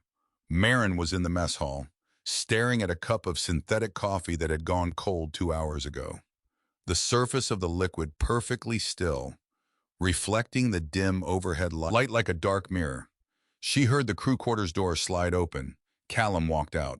He looked terrible. Terrible in the way that old photographs look terrible.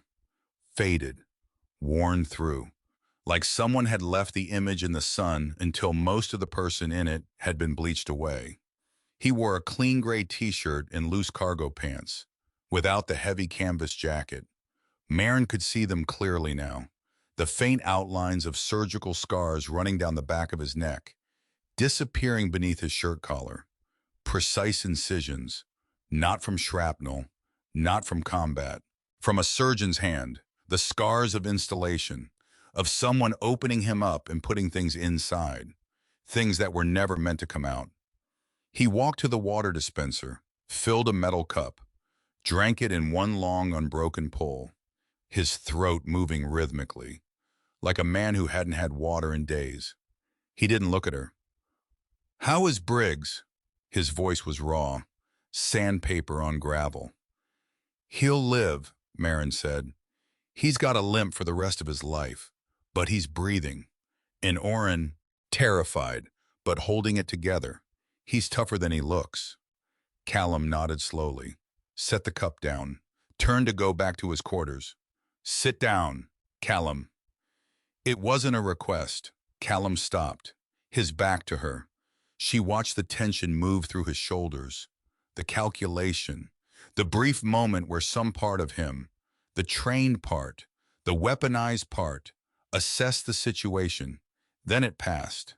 He turned, walked to the bolted metal table, slid into the booth opposite her, rested his hands flat on the surface. They were still, for now.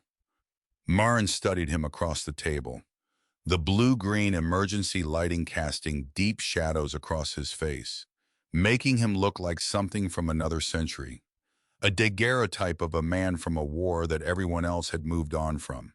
"I ran a scan on you," she said. "Neutral, clinical. While you were seizing in the cockpit, I had to know what I was treating." Callum didn't react. "Your central nervous system is laced with dormant synaptic accelerators, military-grade wetware, the kind that burns out the human brain if it's not constantly flushed with chemical dampeners." Nothing. "The Coalition didn't just discharge the 104th. Maren leaned forward, her elbows on the table. "They didn't just bury the files. They shut off your implants, took away the dampeners, and let you go into withdrawal, knowing the nerve damage would eventually kill you, or drive you mad, or force you to kill yourselves." Callum slowly raised his head, and the void that had lived behind his eyes, for as long as she'd known him, was gone. In its place, something Maren hadn't seen before. Sorrow. Not dramatic sorrow. Not the kind that shows up in movies with swelling music and tears on command. The quiet kind. The kind that lives in the walls, that you carry so long it becomes part of your skeleton. The kind you can't cry out because it's not in your eyes anymore. It's in your bones. "We were expensive," Callum said softly. "The wetware cost more than the ships we flew. During the Centauri burn, it was necessary. The alien blockade couldn't be broken by human reaction times." He reached out, traced the edge of the metal table with his index finger, slowly, deliberately, like drawing a line he'd drawn 1,000 times before. "We needed to be faster. We needed to not feel fear. We needed to look at a statistical impossibility of survival and pull the trigger anyway." He paused. So they made us. Two words that carried the weight of 10,000 lives. Synaptic accelerators, adrenaline modulators, pain suppression arrays, reflex enhancers wired directly into the motor cortex. They took boys who could barely shave and turned them into something between a pilot and a guided missile. And when the war ended, Maren asked, already knowing, already sick. When the war ended, Callum's finger stopped tracing. His hand went flat on the table. They didn't know what to do with us. We weren't soldiers anymore. We were biological weapons attached to traumatic stress. You can't put a man who processes time in microseconds and kills on instinct into a civilian transit lane. So they cut you loose. They quietly defunded the program, stopped manufacturing the dampeners, gave us a severance package, a fake name, a one-way ticket to the frontier. He looked up at her, directly, and the sorrow in his eyes was so vast it had its own gravity, to fade away. Maren held his gaze, refusing to look away, even though it hurt, even though something in her chest was breaking in a way she didn't have words for. Most of the guys didn't make it a year, Callum continued, his voice dropping lower, almost a whisper. The synaptic feedback loops. If you don't fight, if you don't trigger the adrenaline, the wetware eats your nerves, slowly. He flexed his fingers, watching them move, as if checking they still worked. But if you do fight, you burn out the circuits faster. It's a closed loop. Don't fight, you rot. Do fight, you burn. Either way, you die. Either way, you disappear. Silence. The ship hummed around them. That constant low moan, the sound of pressure and metal in the cold vacuum trying to get in, trying to remind them how thin the walls were between living and not. Maren stared at the man across from her. Not a cold-blooded killer, not a weapon, not a ghost, a terminal patient, fighting a war inside his own body, every single day, with no reinforcements, no allies, no end in sight except the one he was trying to outrun. Kael said someone sold your coordinates, Maren said. Someone on the ship. No one on this ship sold anything, Callum said. Immediately, with a certainty that surprised her. How do you know? Because Briggs would have asked for more money, and Oren doesn't know how to lie. And you. Cap, a ghost of something, not quite a smile, passed across his face. You would have sold me to my face. Maren almost laughed. Almost. Then who'd the station broker, the one who pointed me out to you? He sells information to anyone who buys. I've known that since I sat down in that cantina. You knew, and you still took the job. I was running out of dampener. I was running out of time.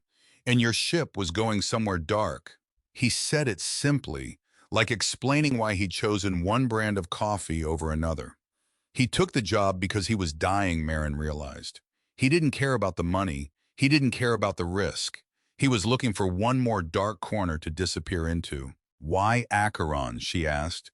Why did you step out onto that ramp? You could have detached the cockpit module. Left us. I've known mercenaries who would have done it without blinking. Callum looked at her, directly, and what he said next was the thing that would stay with Maren Cross for the rest of her life. Because you didn't ask. Ask what? You didn't ask me to be a weapon.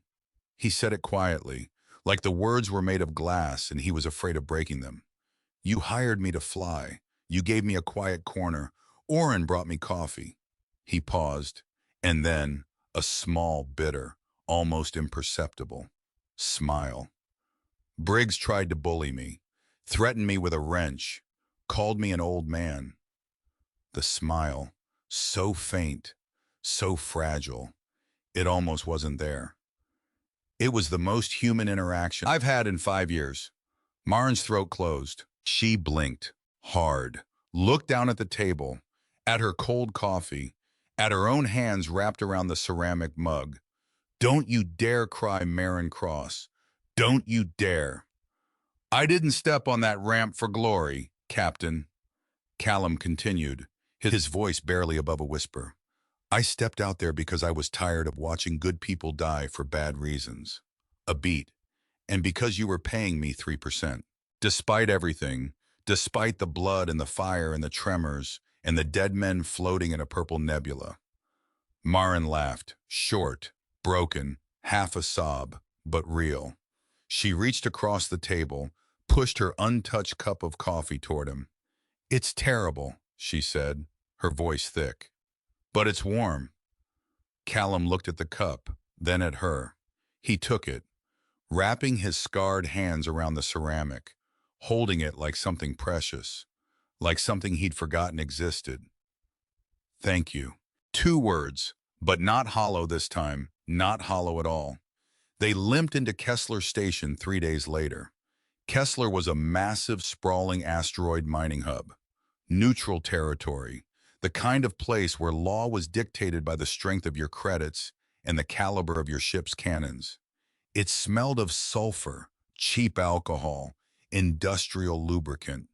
To Maren, it smelled like survival. They fenced the 40 tons of military explosives to a deep-core mining conglomerate.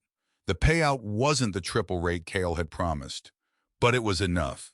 Enough to fix the melted loading ramp, restock the med bay, put a buffer in the ship's accounts that meant they wouldn't starve next month. It took a week for the Osprey to be space-worthy again. Briggs spent the time in a local clinic, synthetic bone weave on his femur. The procedure was painful and slow and involved a lot of cursing that the nurses pretended not to hear. Oren spent the time in the station's recreation deck. Not the arcades, not the bars. He sat in the observation lounge, watching ships come and go, processing. The kid didn't talk much that first week, which was wrong, because Oren always talked. That was his thing. That was who he was. Maren gave him space, checked on him twice a day, made sure he was eating. Callum stayed on the ship. He didn't leave the docking bay. Not once. He helped Oren with the engine recalibrations when the kid was on board, moving slowly, deliberately, conserving energy in a way that told Maren the seizure had cost him more than he would admit. But he was there. When Oren needed a hand with the plasma venting, Callum was there. When the replacement hull plating arrived and needed to be aligned, Callum was there. He didn't hover, didn't mentor, didn't give speeches about courage or survival or the meaning of what they'd been through. He just showed up and worked. Beside a 19-year-old kid who was putting himself back together one repaired circuit at a time. On the third afternoon, Maren came down to the engineering bay to check on the hull repairs. She stopped in the corridor because she heard something she hadn't heard in a week. Oren talking. Not the manic chatter of before, not the breathless enthusiasm. Something quieter, steadier. The voice of a kid who had seen something terrible and was learning to build around it instead of pretending it didn't exist. "The port condenser is reading clean now," Oren said. "I rerouted through the secondary bus, like I showed you before." "Good," Callum's voice, low. "Check the junction box, third panel, the one with the cracked housing. Replace it. Don't patch it. A patch will hold for 6 months. A replacement will hold for 6 years. We can't afford a new junction box. I bought one yesterday. Station Supply Depot." Silence. "You bought a part for the ship." It was 12 credits. "Yeah, but..." Oren's voice had something in it, something fragile. "You bought a part for the ship." What Oren was really saying, and what Callum probably understood, was you bought something for a ship you might not be on next week. You invested in a future you're not sure you have. That means something. Callum didn't respond. But Maren, standing in the corridor, heard the quiet click of a junction box being removed and the quieter click of a new one being seated. And somehow, those two small sounds said everything that needed saying. On the 4th day at Kessler, Briggs came back to the ship. He walked with a heavy limp, a carbon fiber cane in his right hand. His face was thinner, paler. The bluster that usually surrounded him like an atmosphere had diminished. Not gone. Briggs would always be Briggs, but quieter. He found Callum in the engineering bay, recalibrating the starboard manifold, the same one Briggs had been trying to fix with a wrench when all of this started. Briggs stood in the doorway, leaning on his cane, watching Callum work. A long moment, neither man speaking. Then Briggs cleared his throat. "That leg," he said, rough, awkward, like the words were rocks he was trying to swallow. "I should probably, you know." Callum didn't look up from the manifold. "You should probably what?" "I should probably say something about what you did on the ramp." "You don't have to say." "Briggs." "Yeah, well." Briggs shifted his weight on the cane. "The doc says I'll walk, but the limp's permanent, so there's that." Callum finished the calibration, set the tool down, turned to look at Briggs. "I'm sorry about the leg." "Don't be sorry," Briggs said, quickly, almost angry, because Briggs processed every emotion as anger first and figured out what it actually was later. "You didn't shoot me. You pulled that mech apart with your bare hands and a pistol. I'm not. I'm not complaining. I'm just—" He stopped, jaw working, struggling with something that men like Briggs struggle with their entire lives. "This leg," he finally said. "I owe you for it." Callum shook his head. "You owe the doctor. I just shot the man who shot you." Briggs stared at him, and then, for the first time, in all the weeks Maren had known Briggs, in all the bar fights and cargo disputes and territorial arguments, the big man laughed. Not a big laugh, not a belly laugh, a short, surprised, genuine thing, like it had escaped before he could catch it. "You're funny," Briggs said, bewildered by his own reaction. "I didn't think you were funny." "I'm not." Callum turned back to the manifold. "Yeah, okay." Briggs lingered in the doorway, tapping his cane against the deck. "Hey, Callum." "Yeah, that wrench thing in the engine bay. Before I know. I was being I know." Briggs nodded, slowly. He didn't apologize, because Briggs didn't apologize.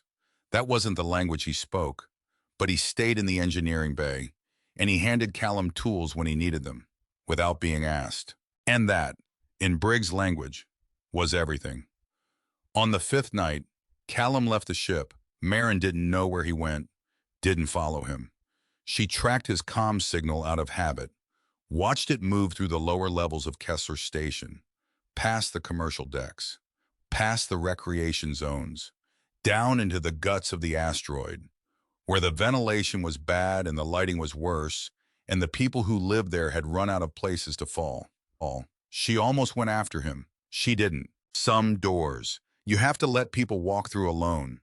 The lower levels of Kessler Station smelled like rust and ammonia, and the particular staleness of air that had been recycled too many times through filters that no one maintained. Callum moved through the narrow corridors, ducking under exposed piping, stepping over sleeping figures curled in doorways. The faces down here were gaunt, hollow, the forgotten population of every station on the frontier, the ones who didn't have credits for upper deck residency, the ones who worked the waste processing plants and the mining tunnels and the jobs that chewed people up without the courtesy of spitting them out. He was looking for someone. He'd heard a rumor, on the fourth day, from a parts dealer in the lower market. A passing comment, barely a sentence. "There's another one like you down in the tunnels. Old guy, shakes real bad, got the same look." The same look. Callum knew what that meant. He found him in a utility alcove off the main ventilation shaft. Sub-level 9, a space meant for maintenance equipment, maybe 8 feet by 10. The ceiling low enough that Callum had to duck. A man lay on a thin thermal pad spread across the metal grating. Old, maybe 65, maybe 70, hard to tell. The frontier aged people in dog years, and the wetware aged them worse. His hair was white, thin, plastered to his skull with sweat. His body was gaunt beneath a threadbare blanket. and he was shaking. Not the subtle tremor that Callum lived with. Not the manageable vibration that could be masked with a steady grip and a careful breath. This man was shaking so badly that his teeth rattled. A continuous, violent, whole-body tremor that made the thermal pad whisper against the metal floor in a constant, hushed rhythm. His dampener had run out a long time ago. The wetware was eating him alive. Callum lowered himself to the floor, slowly, his knees protesting, his own damaged nerves singing their quiet song of complaint. He sat cross-legged, next to the shaking man, and waited. The man's eyes opened, pale blue, clouded, but somewhere behind the fog, behind the pain and the decay and the slow mechanical destruction of his own nervous system. Recognition. "Well," the man whispered, his voice a ruin, barely functional, the vocal cords damaged by years of involuntary muscle spasms. "Well, well." "Harlan," Callum said. "Wren." The man's cracked lips stretched into something that wanted to be a smile. "Callum goddamn Wren." I knew the face. They had served together. A lifetime ago, in a different universe, before the Centauri burn, before the blockade, before 10,000 men flew into the dark and most of them stayed there. Harlan Goss, call sign Ratchet, flew a KR-7 interceptor in the third wave. The wave that broke through the final defensive line. The wave that lost 80% of its pilots in 11 minutes. Harlan had been one of the 20%. Until now. "How long have you been here?" Callum asked. "Down here." Harlan's eyes drifted to the low ceiling, the exposed pipes, the flickering utility light. 3 years, maybe, I lost count. The dampener. Gone, been gone, 18 months, maybe more. Harlan's hand reached out, shaking, searching. Callum took it, held it. Harlan's grip was weak, fragile, but he held on like it was the last solid thing in the universe. "I thought I was the last one," Harlan whispered. "I thought everyone was gone." "Not everyone." "How many?" "I don't know," Callum said honestly. "Not many." Harlan's eyes closed, his chest rising and falling in shallow, rapid breaths. The tremors running through him in waves, each one worse than the last. 3 years, Harlan said. 3 years down here, and nobody knows I ever existed. They gave me a name that isn't mine. Took my records, my service file, my pension, took my name. Callum. They took my name. His grip tightened on Callum's hand. Surprising strength. The strength of a man holding on to the only real thing he'd touched in years. "I had a life before. I had a girl, back on Meridian. Before they recruited me, before the wetware. She probably thinks I'm dead. Hell, I am dead. The man she knew. He died in the chair when they put the implants in. What walked out of that surgery? That wasn't me. That was their property." Harlan. "I'm scared, Callum." 2 words, spoken by a man who had flown through the alien blockade at the Centauri burn, who had survived 11 minutes of hell that killed 4 out of every 5 pilots around him. Scared, not of dying, he was past that. Death had been sitting in the corner of this utility alcove for months. Patient, unhurried, waiting, scared of the silence. Scared of disappearing without a trace. Of a life that left no mark, no proof, no evidence that Harlan Goss had ever existed outside of a classified file that someone had deleted. Callum didn't say it would be okay, because it wouldn't. He didn't say Harlan was brave, because bravery is a word for people who have a choice. And Harlan hadn't had a choice in 30 years. He just held the man's hand and sat with him, in the dim light, in the rust smell, in the quiet. For a long time, the tremors got worse. Then, slowly, they got less, not better, less. The way a fire gets less when the fuel runs out. "Tell me about the stars," Harlan whispered, his eyes closed. "Tell me what it looks like. Out there, right now." Callum looked at the low ceiling, the exposed pipes, the utility light.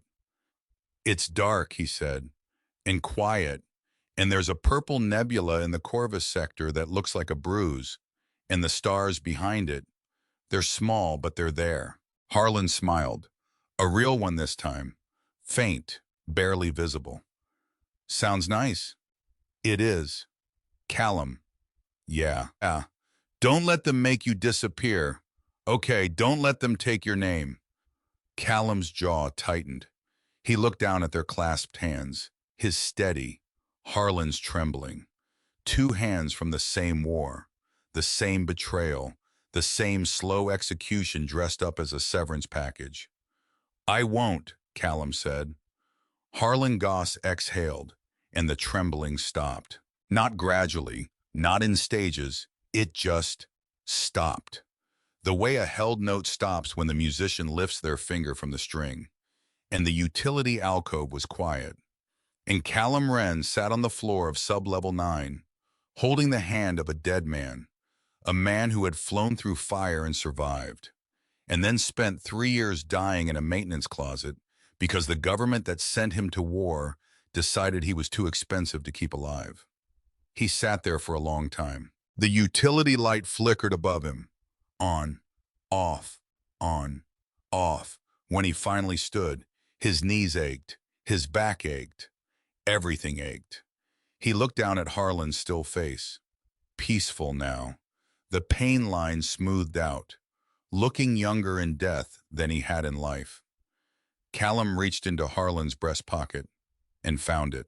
A small, battered, military identification tag, not the fake one the coalition had issued, the real one, the original, the one Harlan had kept hidden for 30 years, through the war, through the discharge, through the fake name and the lost records, and the slow erasure of everything he had been.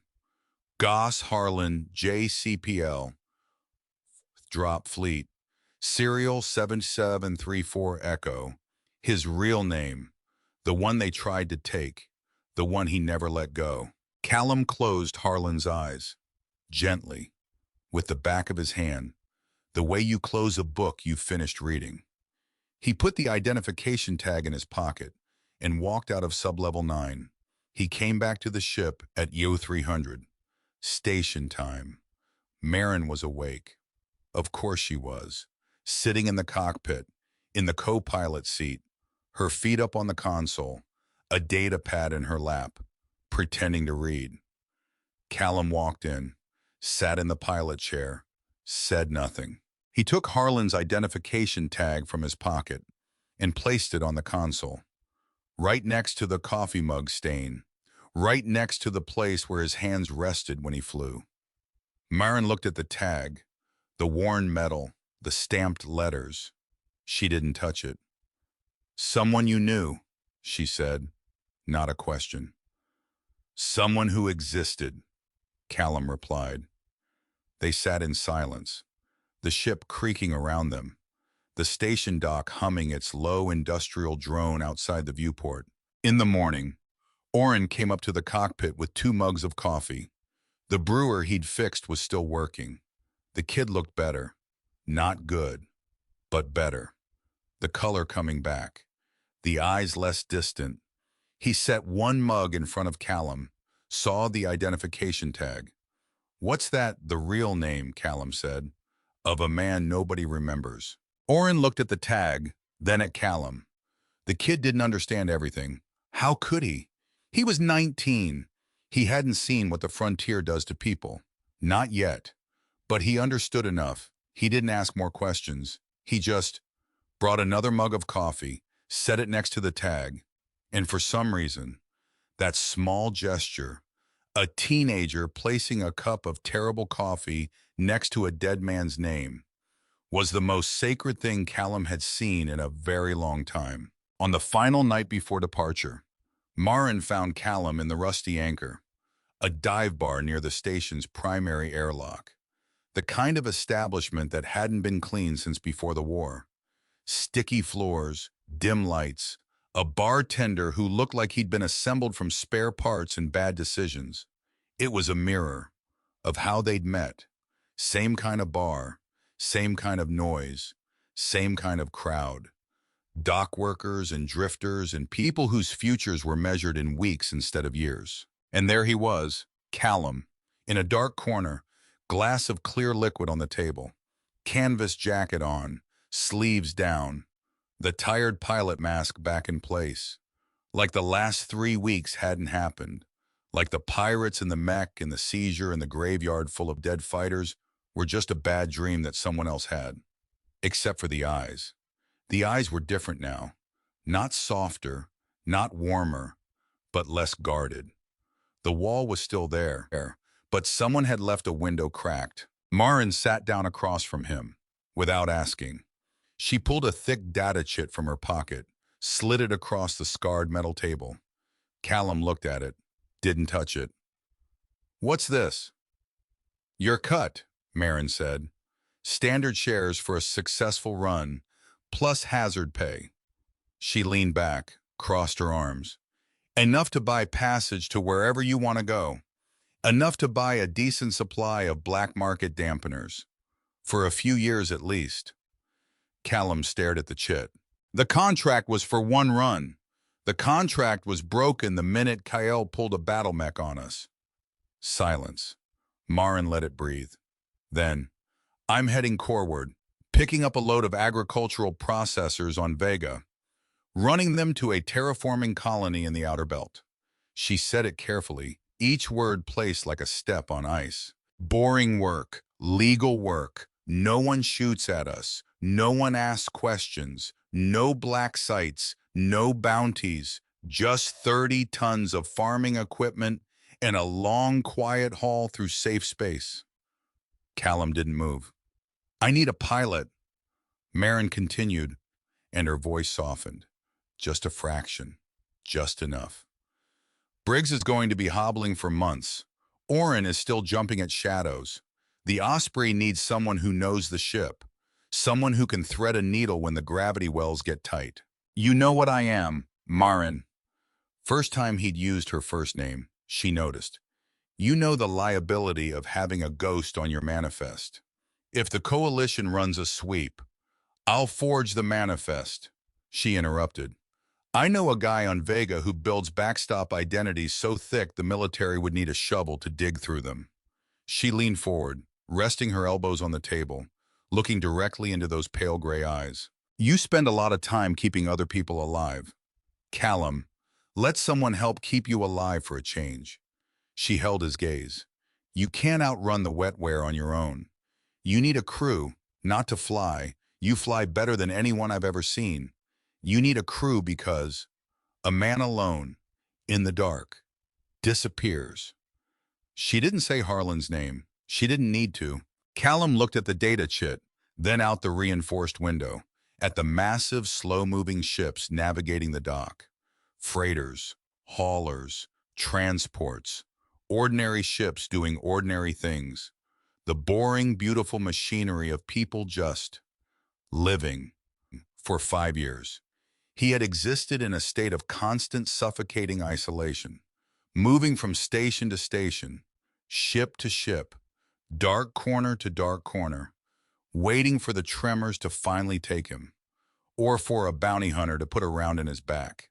He had forgotten what it felt like, to have a destination, to have somewhere to go. That wasn't just somewhere to hide. He slowly reached across the table, bypassing the data chit, and picked up his glass. "Agricultural processors," he said, his voice flat. 30 tons of them," Maren confirmed. "They require strict temperature control in the cargo hold to prevent circuit condensation." "So I've heard." "Oren will need to adjust the environmental regulators." A small, genuine smile broke across Maren's face, the first real one in weeks. It changed her entire face, made her look younger, made her look like the woman she'd been before the frontier got its hands on her. "I'll let you tell him that," she said. "Pre-flight in 2 hours. Mr. Wren, don't be late." She stood up, walked toward the exit, stopped, turned back. "Callum, Captain, that identification tag, On the console, the name. Harlan Goss, Callum said. Corporal, 104th Drop Fleet. Maren nodded. We'll keep it there, where someone can see it. She turned and walked out, the heavy blast doors sliding shut behind her. Callum sat alone. The bar was nearly empty now. Just him. And the bartender wiping glasses with a rag that was dirtier than the glasses. And the low hum of the station's life support. And the stars outside the window, doing their slow, patient work of shining. The bartender looked up, caught Callum's eye. Closing in 20. You want another? Callum looked at his glass, at the clear liquid catching the dim light. No, thank you. 2 words, but different now. He'd said them before, on the Osprey, when Oren brought him coffee that first time. Thanks. Flat, mechanical. A word that cost nothing because it meant nothing. This time, the words had weight. He picked up the data chit, turned it over in his fingers, feeling the ridges, the smooth plastic, the promise of a few more years contained in a chip the size of his thumbnail. Dampeners, black market supply, enough to keep the wetware from eating through the last of his nerves. Enough time to fly, to work, to exist alongside people who didn't know what he was, or who knew and chose to stay anyway. Which, when he thought about it, was the more remarkable thing. He slipped the chit into his jacket pocket. He thought about Harlan, in the maintenance closet, holding onto a name tag for 30 years, holding on to proof that he had existed, that he had been someone, before the wetware, before the war, before the government turned him into a weapon and then threw the weapon away. Don't let them take your name. Callum looked down at his right hand, resting on the table, perfectly still. No tremor, no twitch, no vibration, just a hand, scarred and worn and heavy with history, but still, for the first time in a very long time. The silence in his head wasn't empty. It wasn't the silence of a man alone in the dark, waiting to disappear, waiting for the wetware to eat through the last of his nerves, waiting for a war that never ended to finally finish him off. It was just quiet. The kind of quiet that a house has when you come home and close the door and set your keys down and breathe, just quiet. He finished his drink, stood up, and went home. The Osprey broke orbit at 0600, Maren in the co-pilot seat, Callum at the yoke, Oren's voice on the comms from engineering. Cheerful again, almost, getting there. Environmental regulators adjusted. Cap cargo hold temp is steady at 4 degrees. Nice work, Oren, Maren said. Callum told me about the condensation thing. Did you know agricultural processors are that sensitive? I didn't know that. I thought they were just, fancy tractors. They are fancy tractors, Callum said. Oren laughed, surprised, because Callum had made a joke, which was like seeing a cat smile. Technically possible, but deeply unsettling. Briggs' voice crackled over the comms from the mess hall. Can we stop talking about tractors? And can someone bring me a coffee? I can't walk to the damn brewer with this leg. Coming, Oren said. Maren looked at Callum. I was staring out the viewport, at the stars, at the long, empty corridor of safe space stretching ahead of them. His hands resting lightly on the yoke, relaxed, easy. Harlan's identification tag sat on the console, next to the coffee mug stain, next to a fresh cup of terrible synthetic coffee that Oren had brought up 5 minutes ago.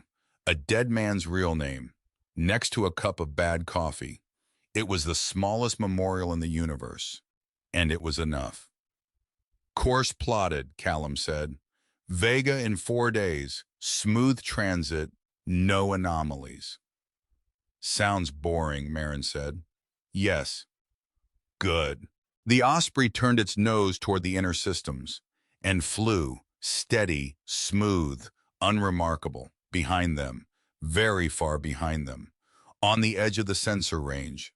A single contact blinked on the radar screen, Brief, faint, almost nothing. Then it was gone. Maren glanced at the screen, looked at Callum.